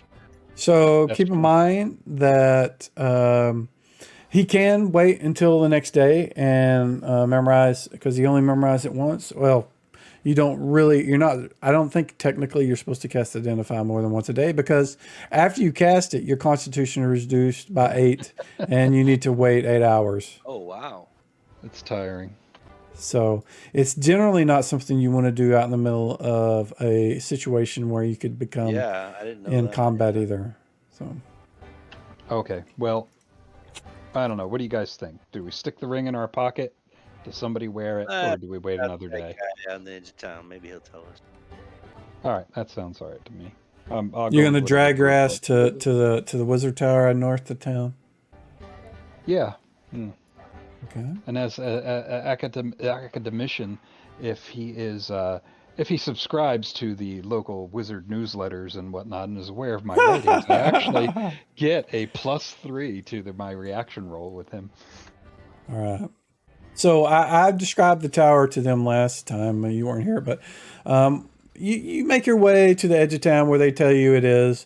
And it is a extremely tall tower. It's not as big or round as most are. Most of them are kind of short, squat, and, taller than an average home. But this one is really tall. It goes really high. And at the very top, you see all these rods coming off that are going up, and they go almost so high they look like they go into the clouds. And you can see every now and then sparks are coming off the top of those, rods and stuff. You approach the door to the tower. It's just a simple wooden door, and there's a big knocker on it. Then I knock and expect Dr. Frankenstein to show up. Surprisingly, no. It is a woman. She looks pretty tall. She's pretty. She's a lot bigger than you would expect most people that are associated with magic. Big, strong-looking woman wearing a robe.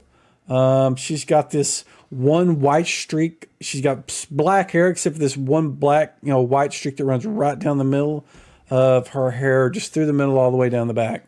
And she says, when she opens the door, she says, "What can I do for you? My name is Neum." Well, I introduce myself, and of course, I'm the author of several books. I'm not sure if you have read them, like the ultra-fast evocation dynamics and interactions in complex weave networks. And I've also written a book on how to train your guard rabbit to keep it from eating your neighbors. And of course, the good, the bad, the ugly, and short of it, the compilation of dwarven limericks. But enough about me. I'm actually here to see about this ring. I have run into a bit of a roadblock with this. I've attempted to identify it, and I could use some assistance.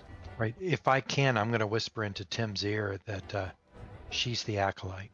While you are, giving your spiel, she just seems very interested in what you're talking about. And as soon as you're done, she says, "Oh, I have read some of your work. It is very interesting." Thorn is not terribly interested in it. His focus is, and she kind of flicks her kind of fingers, and when she does, sparks fly off, and she says, electricity and lightning and that sort of thing.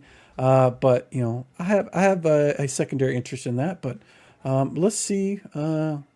What is? And she holds out her hand for the ring. She says, "What do you want to know about the ring?" I need to identify its properties. She says, "Well, normally we would charge 300 gold for such a service. But for the author of How to Train Your Guard Rabbit, would I get a discount? I mean, I am a fellow academic. I tell you what, if you can, if you will cover the cost of our materials, I will do it at cost. If you can share what you have learned in your, what spells you have learned and anything you come across while you are visiting our town. Okay. That's a All of pretty my big ask, by the way. Yeah, it's all of my spells she's basically asking for. She wants access to the whole book. Now whisper under my breath that the dwarven limericks are short.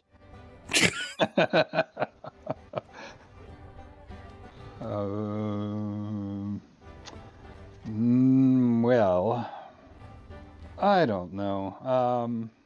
Yeah, I'm not sure that I'm willing to part with all of my secrets. But perhaps, how about this? I will share one of my spells, and I will owe you a favor. Um, if you need assistance in any way, I am, quite well versed in research, particularly in ancient history and multiple languages, reading and writing, and the study of dwarven poetry. She says, "Deal." And she puts her arm kind of on your shoulder and kind of leads you into the house. And she says, she points at the rest of you guys. She says, "You guys wait out. You wait here." And she shuts the door on your faces. No. Death by snoo snoo. You're in deep. Okay, this is your thing. So she leads you into the lower portion of the tower, and it looks like you would expect. It's there's a lot of books, a lot of shelves with books, a lot of scrolls. There's even some alchemical sort of labs, kind of in one corner. She leads you to a table, and she pulls out a cup and a feather, and she throws them in there, and she starts casting the same spell you did. And when she's done, she takes it and she throws the ring in the cup, and then she's looking inside the cup. And it takes her a good probably 30 minutes for the whole process to be completed. And she says, "Your ring is a ring of protection, +1." She doesn't say +1, but I say that. Right. And she says, "It will cost you." She didn't say it will cost you. You owe her 100 gold. So you can just mark that off your sheet if you have it. Very good. And after she tells you that, it seems like that's kind of a whole secondary thing to get you into the tower. But she's like, it's like, what are you doing here? Why are you in Dragonwatch?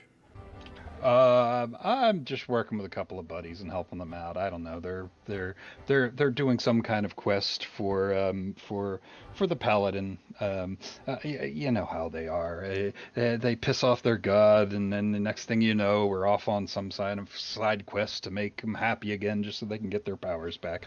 But I myself really am here to see the countryside and to gather information on any number of things, including occult practices, because that is the subject matter of one of my 2 upcoming books that I've been researching. So you see, I'm kind of a traveling academic gathering information.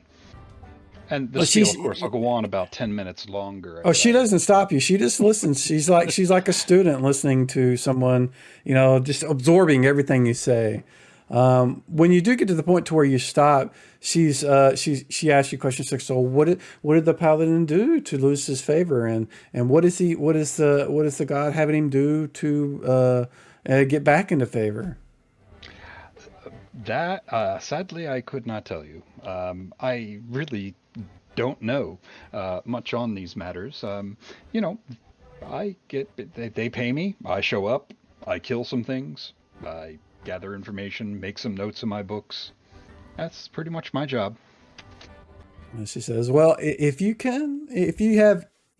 find any interesting tidbits of magic or anything interesting, I would love to hear about it. And I'm sure my master Thorn would love to hear about it as well."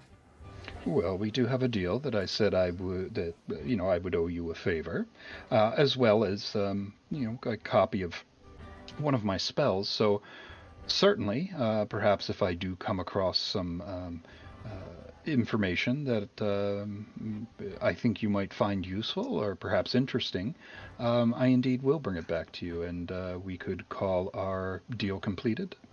Okay, that sounds like a good idea. Just FYI, your scroll. You said you cast Free Magic, so I did identify that, by the way. Okay. Okay. All right. I guess I'm done here.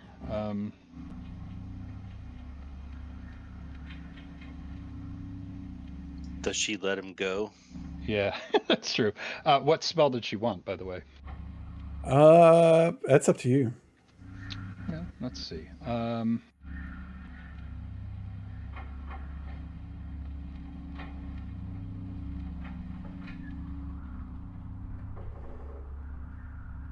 Trying to find a good. Big B's imposing hand.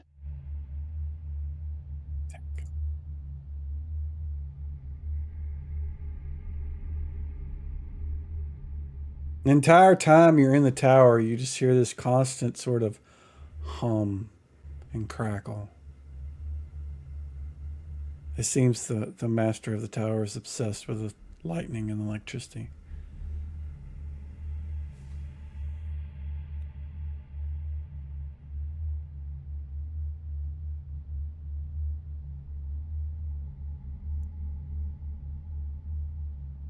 Are you looking at your spellbook to see what you want to give her?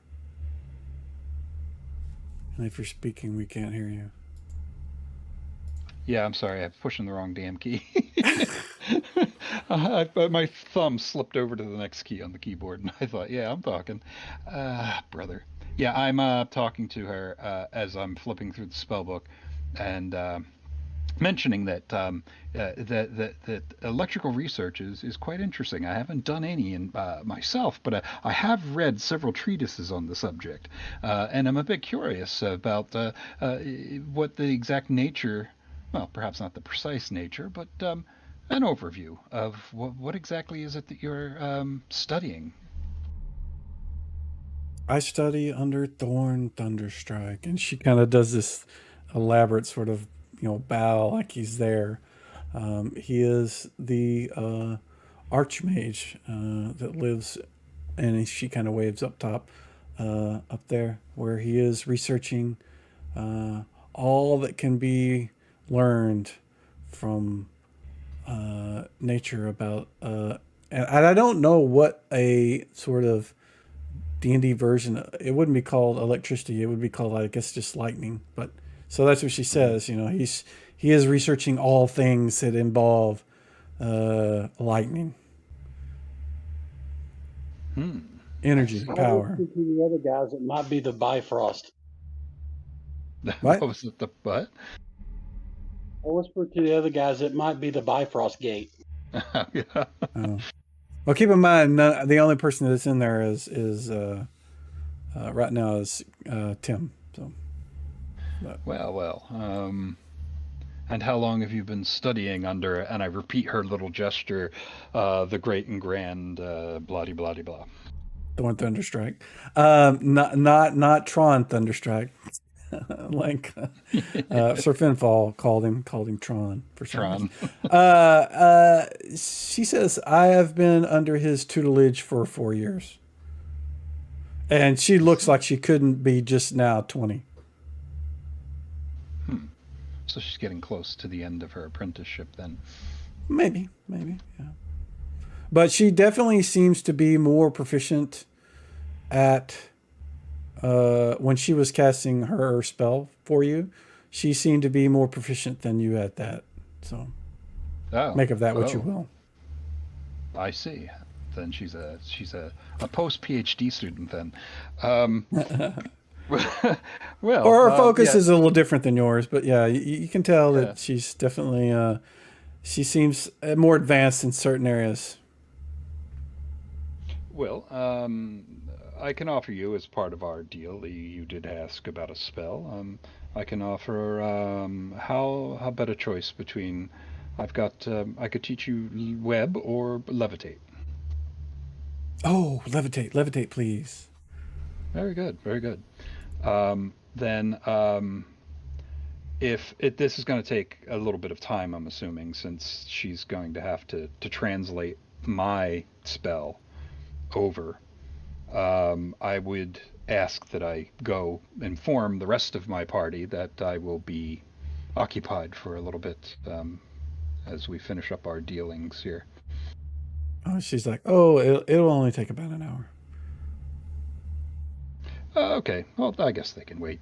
So while we're doing that, I'll also comment on how it must be lonely working here by yourself, and I would really enjoy the opportunity on an occasion to visit with you. Perhaps we can have a nice tea or something at the local inn and discuss all sorts of arcane matters as well as academic. She seems pretty interested, and she says, well, when would you be available? And she knows that you guys are doing some things, so she doesn't know when you're going to be around. I'll probably be available in approximately a week's time. How about I either send a message or I'll stop by the tower and check in with you. That would be at this point, our schedule's a little bit, crazy. I'm not exactly sure how long they're going to have me out there doing things. It's exciting and all, don't get me wrong, but I really do enjoy the quiet of a nice library and a cup of chamomile once in a while. And she nods in agreement. She's pulled out these glasses from a shelf, put them on, and she's kind of opened your book and she's kind of reading. She's kind of got her hand on top, and just kind of like sliding her hand down the page, like she's using the line of her palm to kind of demark, the line, just kind of going down much faster than most people would. And then she pulls out a quill. And has a vial of ink, and the ink vial has some markings on it that are kind of arcane. You're not sure what they are without spending a lot of time examining them. But she dips it in there and then starts writing like much faster than you would expect someone to be able to do.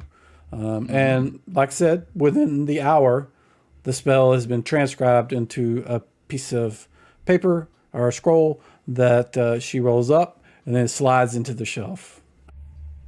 Very good. What was her name again? Niam Stormchaser. How do you spell that? Niamh. Okay. Yep. Niam Stormchaser. Okay.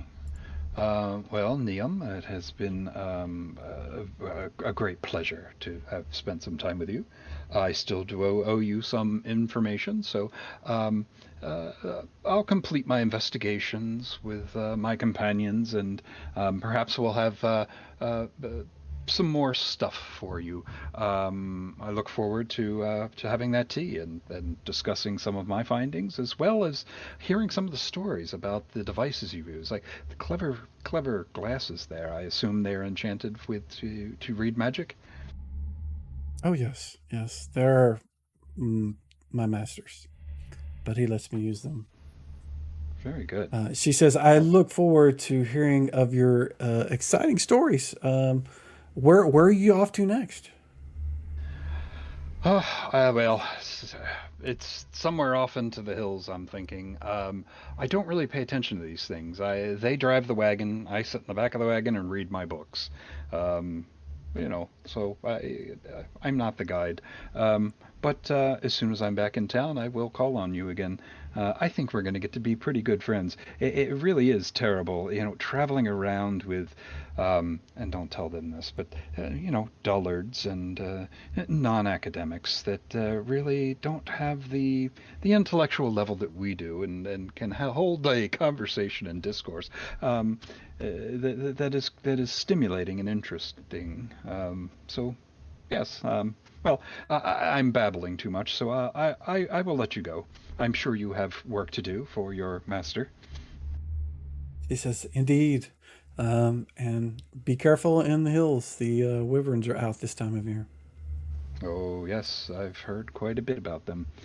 Um, Very good. Well, I will see you later, Neve, and Okay. we'll talk later. Yeah. She leads you to the door and opens it up. And if they're still out there sitting around waiting, I would be surprised. But if they are, they're there. They probably left and went back to the inn. Yeah. Whatever happened to Tim? I wasn't gonna leave him. This big If I woman heard in a it- dress drug him into a tower, and we never saw him We again. never saw him again. Yeah, I sat there listening for screams. No, not at all. So I'll inform the group, holding the ring up to them and saying it is a ring of protection, a mild sort of its type, but still that offers some modicum of extra protection from harm. It certainly is not something that I can make use of. Perhaps one of you would like it. Why can't you use it? When I hold up and show them my shiny bracers of defense, I think they conflict. I don't think they conflict, man. No? Okay. No, it's Well, armor that rings of protection have problems with. Any armor that's magic. It's magic armor in the bracers, yes. Not, and the bracers aren't magic armor; they're different. It's the magic armor, like, and in fact, I think even leather magic armor can use rings, but leather and shield magics won't work with rings. Right. It's so fucking. I looked Makes all this a lot of stuff up, sense. so.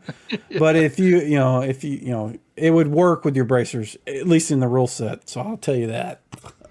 Yeah, but I got a scroll out of the deal, so certainly one of the others who are often in the way of swinging swords and axes might find the ring more useful than myself.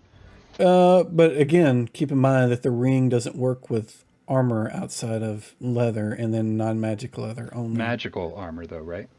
No, any armor Are you sure? except for leather armor. And then leather armor doesn't work if it's magic leather armor. That's a crazy rule.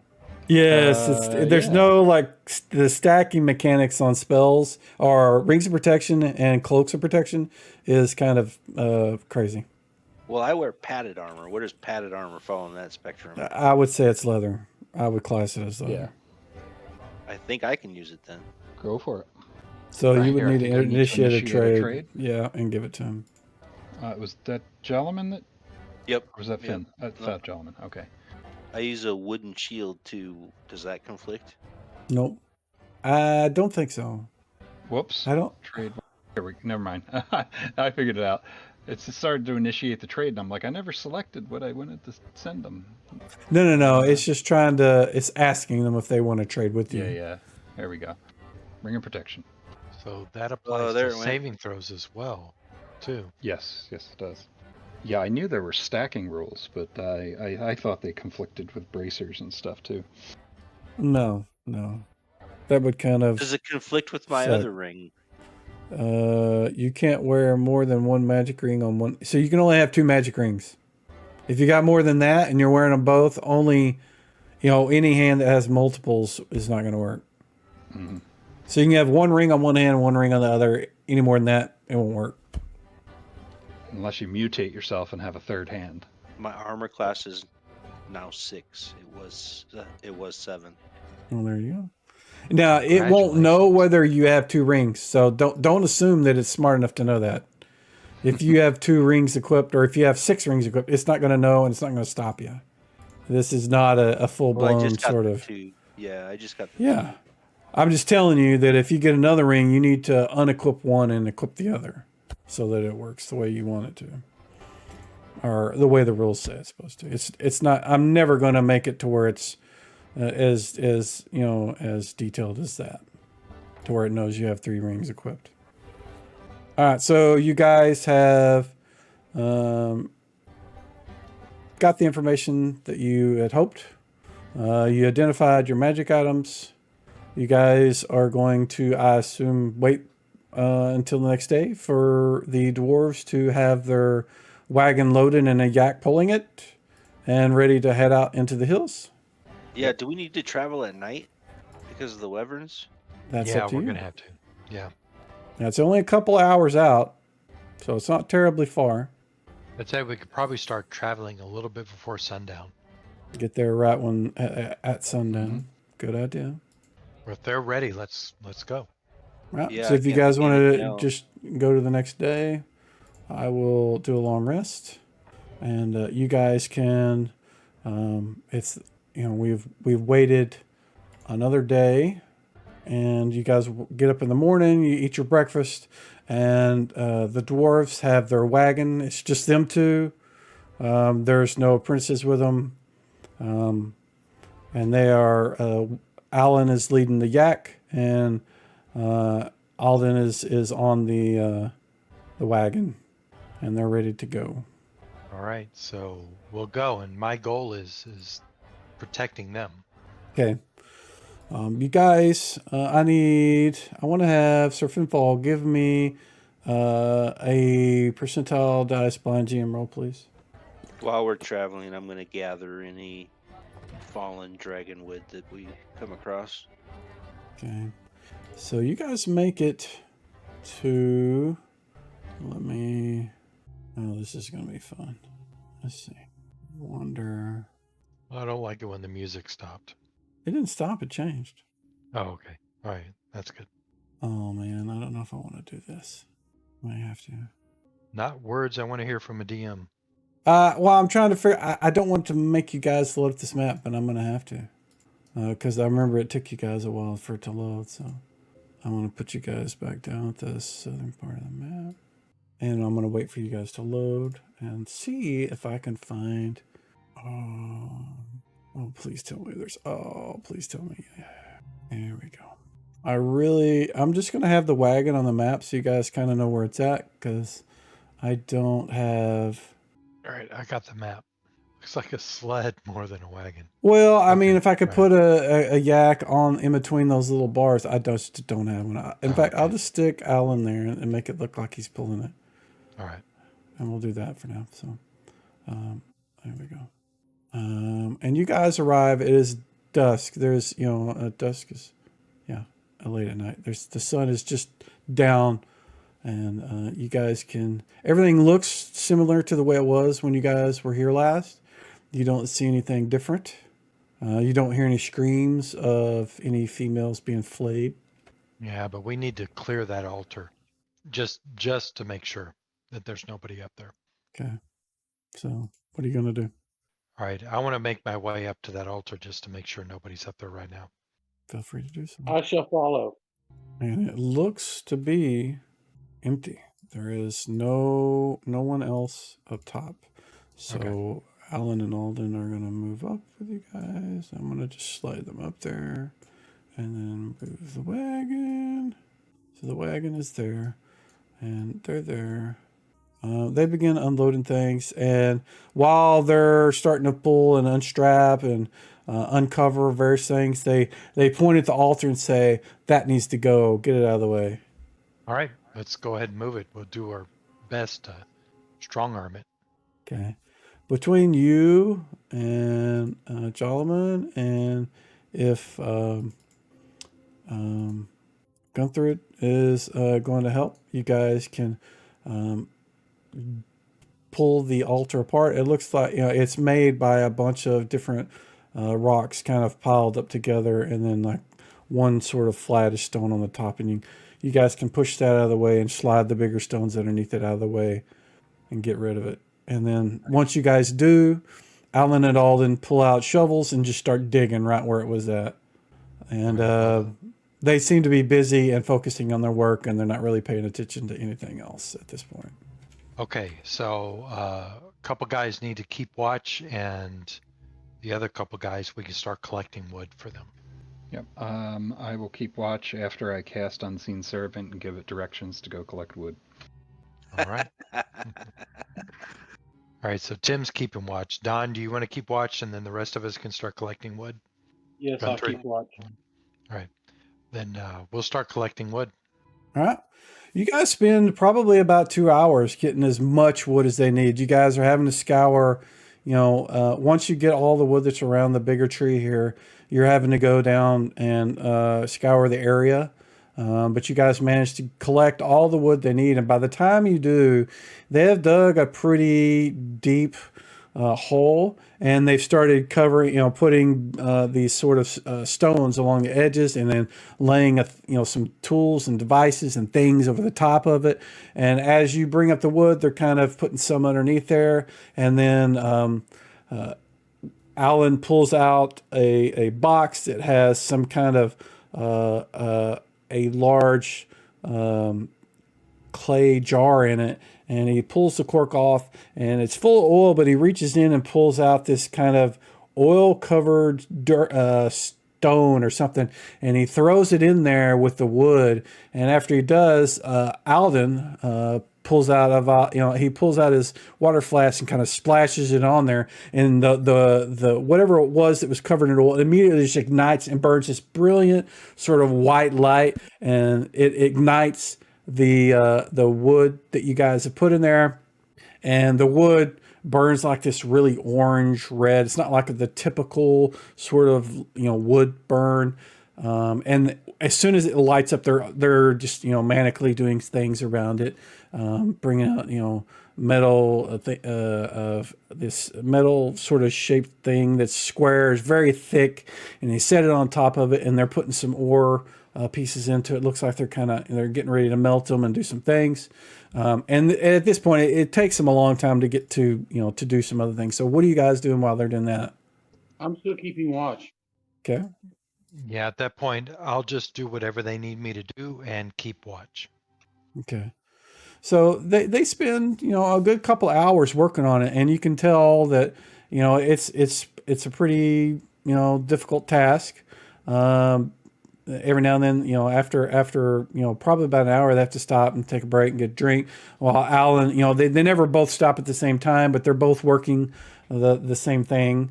But they eventually get they've kind of smelted the metal down into a silvery looking bar, a couple of bars that they're going to use, and it looks like they've mixed it with some other things. You're not sure what it is. They didn't really say. You didn't ask, and so they're making it, combining it with other things to do something to it. You're not sure what that metal does. You assume they know what they're doing.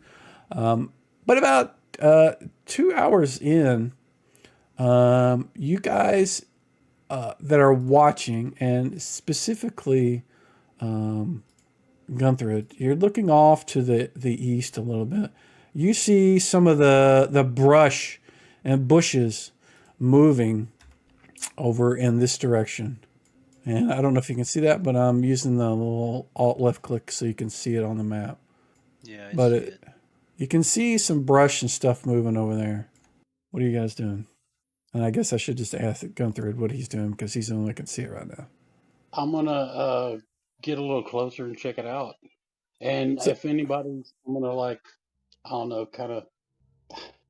I want to alert somebody that I'm going to check something out. So if you want to go down there, you're either going to have to jump off the side of the hill, which is, you can do that and slide down it. Everybody's going to know you did it because it's going to be pretty loud. Or you can tell them and then walk down, the path you guys came down. Because the only way to get there is to jump off the wall there, or go back the way you came down around the gully there. So I'm gonna tell them that something's moving over here, and I'm gonna go check it out. If anybody wants to come with me. Are there any birds around? No, there are no flying creatures whatsoever. That seems odd. All right, well, Gunther has to come by me, so I will go with him. So I'm going to move you guys both here. You guys are going down to examine the thing that is over here. Okay. I'm gonna watch them from up here. You're our sniper. Yep, I got the bow ready. All right. So you can't see anything from here, from where you're at. If you guys want to move in closer, it's up to you.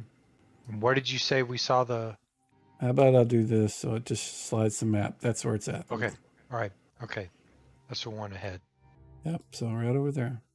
And when Sir Finfall gets to there, the brush violently reacts, and you see this large creature step out from behind it and come rushing directly at you both. And I'm going to put you both. Actually, I'm just going to put everybody in combat because some of you guys should be able to see them from up there.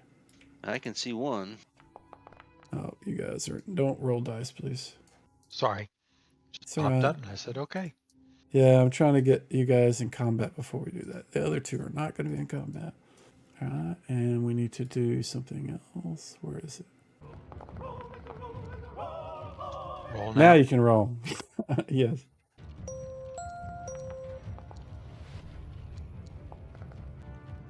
What is Sir Finfall doing? Since Finfall's going to approach and attack. Okay, so when you do stuff like that, normally what I would ask is that you roll with the weapon. Because I know Oh, I I'm pretty didn't sure a roll. 2 Sorry. is not with the weapon. Okay. Yeah. Do you want me to? What do you want me to do with We'll leave it there for now. We'll let you close an attack. Tim, looks like you go first. What are you doing? Well, I was up near the wagon, and I guess looking down the hill to watch what was going on. But my intention was to stay near the dwarves in case there was more of whatever it is that's around. So I guess at this point, if I can only see the one opponent, I will draw my wand and aim at him. Okay. You gonna use your wand of magic missiles on him? Yes, sir. Okay, go for it. Can we tell what it is? There's like no. Give me a intelligence check, and I'll tell you whether you recognize it.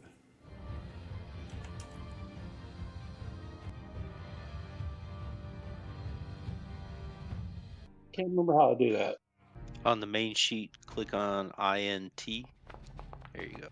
I got it. Somebody fails, huh? You do not remember what they are. There's not. It's not something that has been discussed in the circles that you're around. But it is large. It is really large. It's like 9 feet tall. It's probably one of the biggest things you've seen. All right. You did your. Okay. So magic missiles. You did damage. We're good. You can end your turn. The creature takes the hits and just and keeps charging towards Sir Finfall. Go for it, Sir Finfall. All right, I'm going to approach and attack. Okay. And he is like, 3 feet taller than you are. Says game is paused. Oh, there it is, doesn't it? Sorry. Trying to get to the. Oh, that's got to be a hit. It is. Oh, this is going to hurt. All right, I did it as a blind GM roll, so I'm not seeing the damage card. Oh, you didn't need Sorry. to. There you go. You can see it. You hit. Okay, I still don't see a damage card. It should be at the bottom. You may need to scroll down a little bit. Oh, yeah, there we go. All right, sorry. Oh, that hurts. That hurts bad. Oh, he's bleeding. All right, end your turn. And what is Gunther doing? Can I cast a spell even though I used my weapon modifier as a for initiative? Yeah, I will let you. What are you doing? I was going to try to do hold person. Sure. I will tell you that the spell goes off and it doesn't affect him at all. It is not a person. It is not a person. The 9-foot tall, big, ogreish sort of thing, if that helps. So looking at whole person, I don't think it affects them. Man size or small. It's definitely not man size. So just what I want you to do is you've cast a spell. It didn't affect him, but I need you to mark it as used is what we need to do. But you know now, it will not work on that sort of creature. Jolliman, what are you doing? Gonna try and shoot it. Go for it.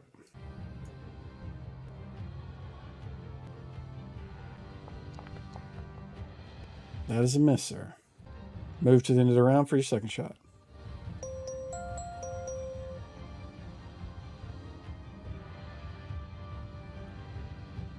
So the one right in front of you is going to target Sir Finfall and smash him, hopefully. That's what he's hoping anyways.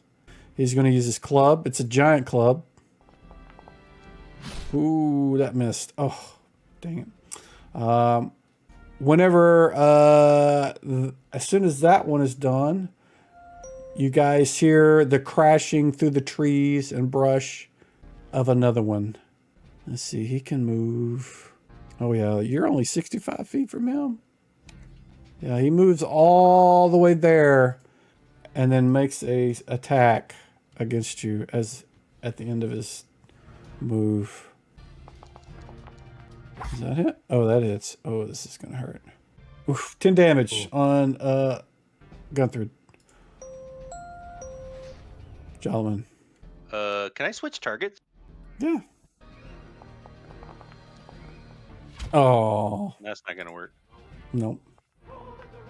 Roll for initiative. All right, I'm going to try to use the macro on mine. Oh, that worked. Well, no. Okay. Using the macro and the quick shortcut for a longsword doesn't ask for initiative. Yeah, it won't. It won't. You need to roll it from the thing first. Yeah, that's only for attacks and stuff. Okay. All right, Tim. What is Tim doing? Well, I'm targeting the nearest ogreish thing, which Okay. and hitting him with a sleep spell here.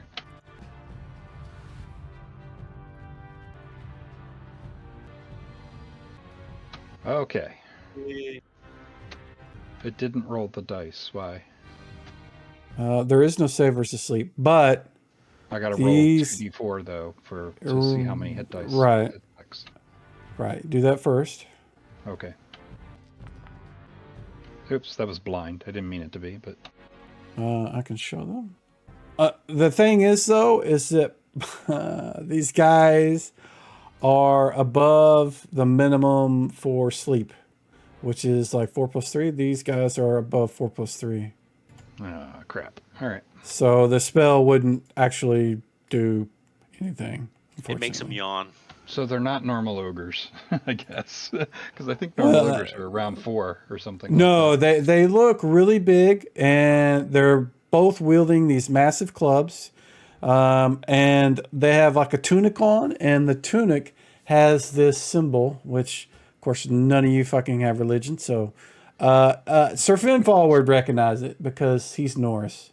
The symbol on the on these guys is the of Surtur, which is like an evil fire giant. He's an evil giant. Norse gods, all the Norse, they have this giant, this massive war with giants all the time. And these guys apparently are, followers of said bad guy. So. Well, crap. All right, that ends my turn. Looks like my guy's gonna get to attack the dwarf again. And he missed. Jolliman, Shooting. go for it. Oh, that's it. You shot him in the ass. He Sir deserved it. Finfall. Okay, attack, longsword. Maybe I should have made these guys take up more than one little square. Oh, that hits. All right, damage. Man, are you gonna do another? Oh, Oh, you killed my Oh, ogre. yes. Nice. Dude, he Yes. had almost Yes. 30 hit points and you took him out. You can't see All me, right. but I'm dancing. Gunther. Actually, let me scroll back. Gunther, he hit you. Do dwarves get a bonus AC versus giants? And are ogres Usually. considered And first, giants? I'm not sure about second. Yeah, let me look. Oh, yeah, they do. Hold on a sec before you guys roll anything else. Let me look. Because it may have missed him. I'm looking back. Let's see. We hit Gunther by 1. Yes, he would have missed. I want to undo that damage. Yeah, there we go. So he missed. Because Gunther does not have effects. Oh, he does. Does that work? Troll ogre. He's an ogre type. Yeah, so it calculated the right AC, so I need to give him 10 damage, I guess. Okay, we'll put him back there. All right, so Gunther had swung and missed. And our next is Jolwyn. Second shot. That's a hit too. Shot him in the ass again, man. He is not happy. He deserved it.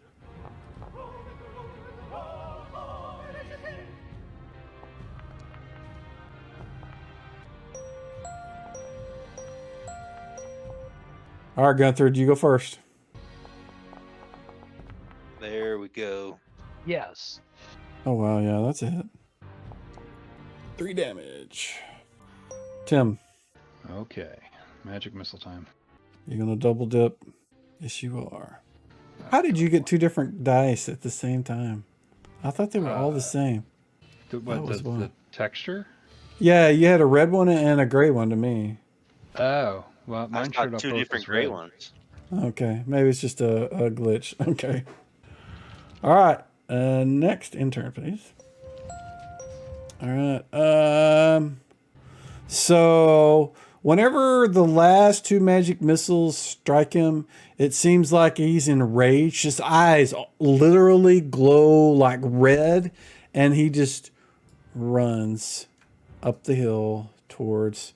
And this does mean that what's his name is going to get to attack him again, but he runs up the hill. Do I get attack of opportunity? That's what I said. You're going to get one, yeah. But right now he's running. I'm doing the layout first. So roll to hit. It's coming your way, guys. He's pretty fast. Well, the map is not as big as you think it is. Even with +4, that would be. Oh, you had a +1 too. So yeah, that would have missed. So he just charges past Gunther and runs up the hill, and that is his entire action. Sir Finfall. I'm going to charge after him as quickly as I can. Okay. You can move 120. One more. A couple more. You make it to here, man. I don't want to go through that again. Yeah, I didn't do that real well. That's all right. Jollyman. Shooting. Okay. Where? Well, that's a miss. Question, are there trees up here? Anywhere near that ogre? Just the big one. That's the only tree that's here. Why did that do that? That should be higher than that. Speed should be... There we go. Yeah, that's why. There we go. Everybody has rolled initiative. Gunther, you are first. What are you doing, sir? Give chase. Alrighty. So your move base is like 6. So you can catch up to Sir Finfall. And Tim. Continual light on the ogre's face. All right. Target him and cast and see if he saves.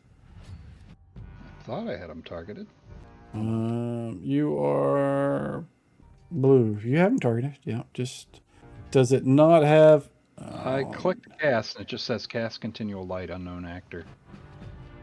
Yeah, that is. Hold on a second. Let me edit your spell because it may have been a spell that was fixed later. Continual light actions. It doesn't have a save set for it. So we want save spell. See if you can click cast again. Well, you can't because there was no save. Let me just reset that. Hold on. So you can actually cast it again. So this is why we have... Now click the thing in your combat tab. Again, don't click it from here, from the card that's showing. In fact, I'll delete it. Right. Click it again so the card shows up again. New card up. The new card should show... Okay, yeah. See how it shows save? That means... So it's automatically going to do it if you have something targeted right now. If it doesn't have that, after, if it doesn't have a save in there at all, it means there's no save on the spell at all. That's in case you actually miss target and you need to do it again. You can click the save, but you can just do the cast and we're good. There we go. Oh, wow, he failed by one. Oh, the luck. All right, click the effect status on him. See what it does. I don't remember what I had to do. Okay. Yeah, it makes him blind. He can't see anything outside of his square. Okay. Yep. Nice job. Alrighty. So Finfall. I'm just gonna keep charging up the mountain. All right. Let me do the move for you. Okay. Hold on. I think that's more than enough. Yeah, we can get you. That is. You can't attack, but you're next to him. All right. Cool. Jolliman. Shooting. Go for it. Oh, that was almost a 17. All right, he can't see anything, so he's just going to swing wild. Let's see, what can I do? Let's just roll. See if he hits anything around him. That is definitely going to be a no. So he misses. He's just swinging wildly at everything around him. All right, Jolin, second attack. Oh, that's it. One. You should be embarrassed, man. Waste of an arrow. What says a waste of an arrow? Yeah, like see that roll, initiative roll, I see like your dice are gray. Waiting on Gunther. Alright, so actually Gunther's going first. Are you going to keep chasing him up the hill? What I want to do is I want to chase up that way until I can see him and stop. Hopefully that's half my distance. You need to get up. No, that is not half your distance. You need to get up to here to be able to see him. Anything below that, you can't see him because of the the hill is going up higher than where you're at. So okay, what I wanted to do was cast a spell. So you can't move and cast anyway. So you can get to the position to where you can cast next round if you're right there. Fine. Okay. Sir Finfall. Well, I am gonna attack. Do I get a bonus or anything? You will. His AC is already adjusted for all that. You just make your attack. You'll be good. Okay. Right. His AC is like 9 right now, I think, because he's blind. Yeah, his target AC is 9. So you hit by 7. Oh, this is gonna kill him. This is gonna kill him. I told you he's gonna kill him. Yeah. And he falls down as if dead. That was close. Yeah, I know. I was afraid he was gonna go after the dwarves. Oh, he was definitely going for him. He, they, whenever he realized his life was at risk, he took action to go towards what his target was, which was those guys. And after he collapses, you kind of rummage over his body, and you can see that he also has a medallion that's basically a religious symbol for Surtur, Surtr, or Surt. He is a giant in Norse mythology. He is supposed to be the guy that brings about Ragnarok and whatnot, but he is not a fan of Odin and Thor and all those other good guys. So. All right. Well, we need to set up watch again because these guys, more of them can show up. Absolutely. Yeah. More could show up. All right. So what we'll do is I want to have Jolwyn give me a percentile roll, and you can do it out in the open. And then Tim, give me a percentile roll, and Gunther, give me a percentile roll. You can just do a slash roll 1d100 if you want, Don, in the chat box. All right. So you guys are keeping watch for the next 6 hours before the sun rises, and no one else disturbs you guys as the dwarves are forging and working on the blade that they have been making. At one point, they call over Sir Finfall, and they take like measurements of his arms and his legs, and have him hold out his own sword and kind of you don't know what they're doing. They're doing some calculations on things, but they appear to be using that to determine some thing on how to make the weapon.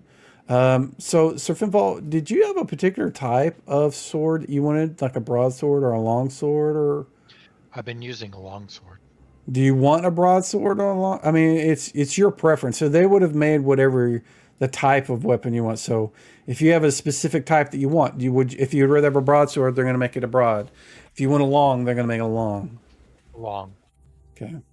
All right. So about the time the sun comes up on the horizon, they seem to be at a point to where you can see that there is a blade, and there's no like hilt or anything attached to it, but they've got this bucket of water, and they stop before they do anything at that point. The blade is red hot, and both of them kind of look off towards the sun, and they've been using the whole time. They've been using the hammer to mold and make various parts and shape the metal. And then when the point where this first light comes from the sun, they both stop. They kneel down. They're facing the sun, and you can tell they're giving a prayer to the Norse gods or whatever. And when you do, when they do, you can kind of see this shadow, and this is only Sir Finfall sees this. You see like this sort of translucent, ethereal sort of figure that's standing in front of them, but it's not tall. It's short like a dwarf, but it is sort of more feminine than a dwarf, and it's got these shapes of these sort of shadowy wings behind it that you can't really see. On one arm, you can see like a shield, and then on the right hip, you can see this large hammer, and but she kind of the figure kind of reaches out and touches the foreheads of both of the dwarves. They don't react. It's like they don't even see that they're aware that she's there, and then it goes away, and then they both kind of start focusing again on making the sword. Right. Well, that was pretty cool. So if there's nothing else that you guys want to do, it takes them probably another 3 hours before they get a hilt and they a pommel and everything kind of wrapped, and they finally plunge the blade into the bucket of water that they have. Steam pours out, and they both kind of step out of the steam, and Alan is holding the sword and giving it to Sir Finfall. And the blade itself looks almost, the metal is almost mirror like. It's you can see the reflection of everything. It's like glass almost, but it's shiny, silvery. Actually, in today's terms, it would be chrome sort of. It's so shiny, but you can tell that the blade is very sharp. There's no fancy sort of wrapping. There's no elaborate carvings on it, but you can see that the hilt itself kind of has sort of lightning sort of shape-ish on it, and the thing at the bottom of where you hold it kind of looks like the head of a hammer. But in this case, it's just something to keep your hand from sliding down. So it kind of has this sort of lightning hammer, and it's sort of Norse themed. It's very heavy, more so than like if it was made by elves would make a very light weapon. This is very strong, sturdy, but when Sir Finfall, when you take it, the blade seems it seems like it's half the weight of the weapon you have right now. Okay. I want to take it, blade pointing straight up in the sky. I want to hold the hilt to my chest and then bow my head slightly to them. Okay. When you do, you kind of feel this when you touch the blade to your chest. You kind of feel this warmth kind of goes throughout your entire body, and you kind of feel that that sort of aura and feeling that you did before you lost touch with Heimdall. So, in game mechanics terms, you have completed the task that you were set out to become favored with Heimdall again and become a paladin. And at the same time, both of the dwarves kind of seem to be a little. You can tell that there's something that happened with them as well, but they're not talking about it. But you can tell they seem a little more less grim than they have been before. And Alan, who seems to be the one that speaks the most of Alan and Alden, he says that I was told and that our mother spirit has been released from the curse, as have all of our clan. In terms that you guys can understand, all of the dwarves that had died and were undead, that you guys didn't get to that point. You never found them. But had you kept exploring the cauldron, you would have ran into an entire place of undead dwarves. But fortunately, you didn't. They were, their undead status was cleansed, and they were basically, allowed to pass on to the next life, go to Valhalla. And the ones that returned to goblins, the humans, they are now back to human status and can live their lives if they are still alive. And I want to explain to them what I saw when they were praying. Well, after you do, they kind of look at each other and they both. Let's see, where is? 1 second, I gotta find this so I make sure I say this right. They both say, we felt the presence of our mother, and that must have been her. And they say, or when instead of saying mother, they say Yorga, which is their mother's name. In case you forgot, it's what was it? Yorga Stonehammer. Yeah. So apparently, their mother is now a Valkyrie. That's kind of what I was trying to describe. And if they didn't come across that, that's what it was. She's just a dwarvish Valkyrie at this point.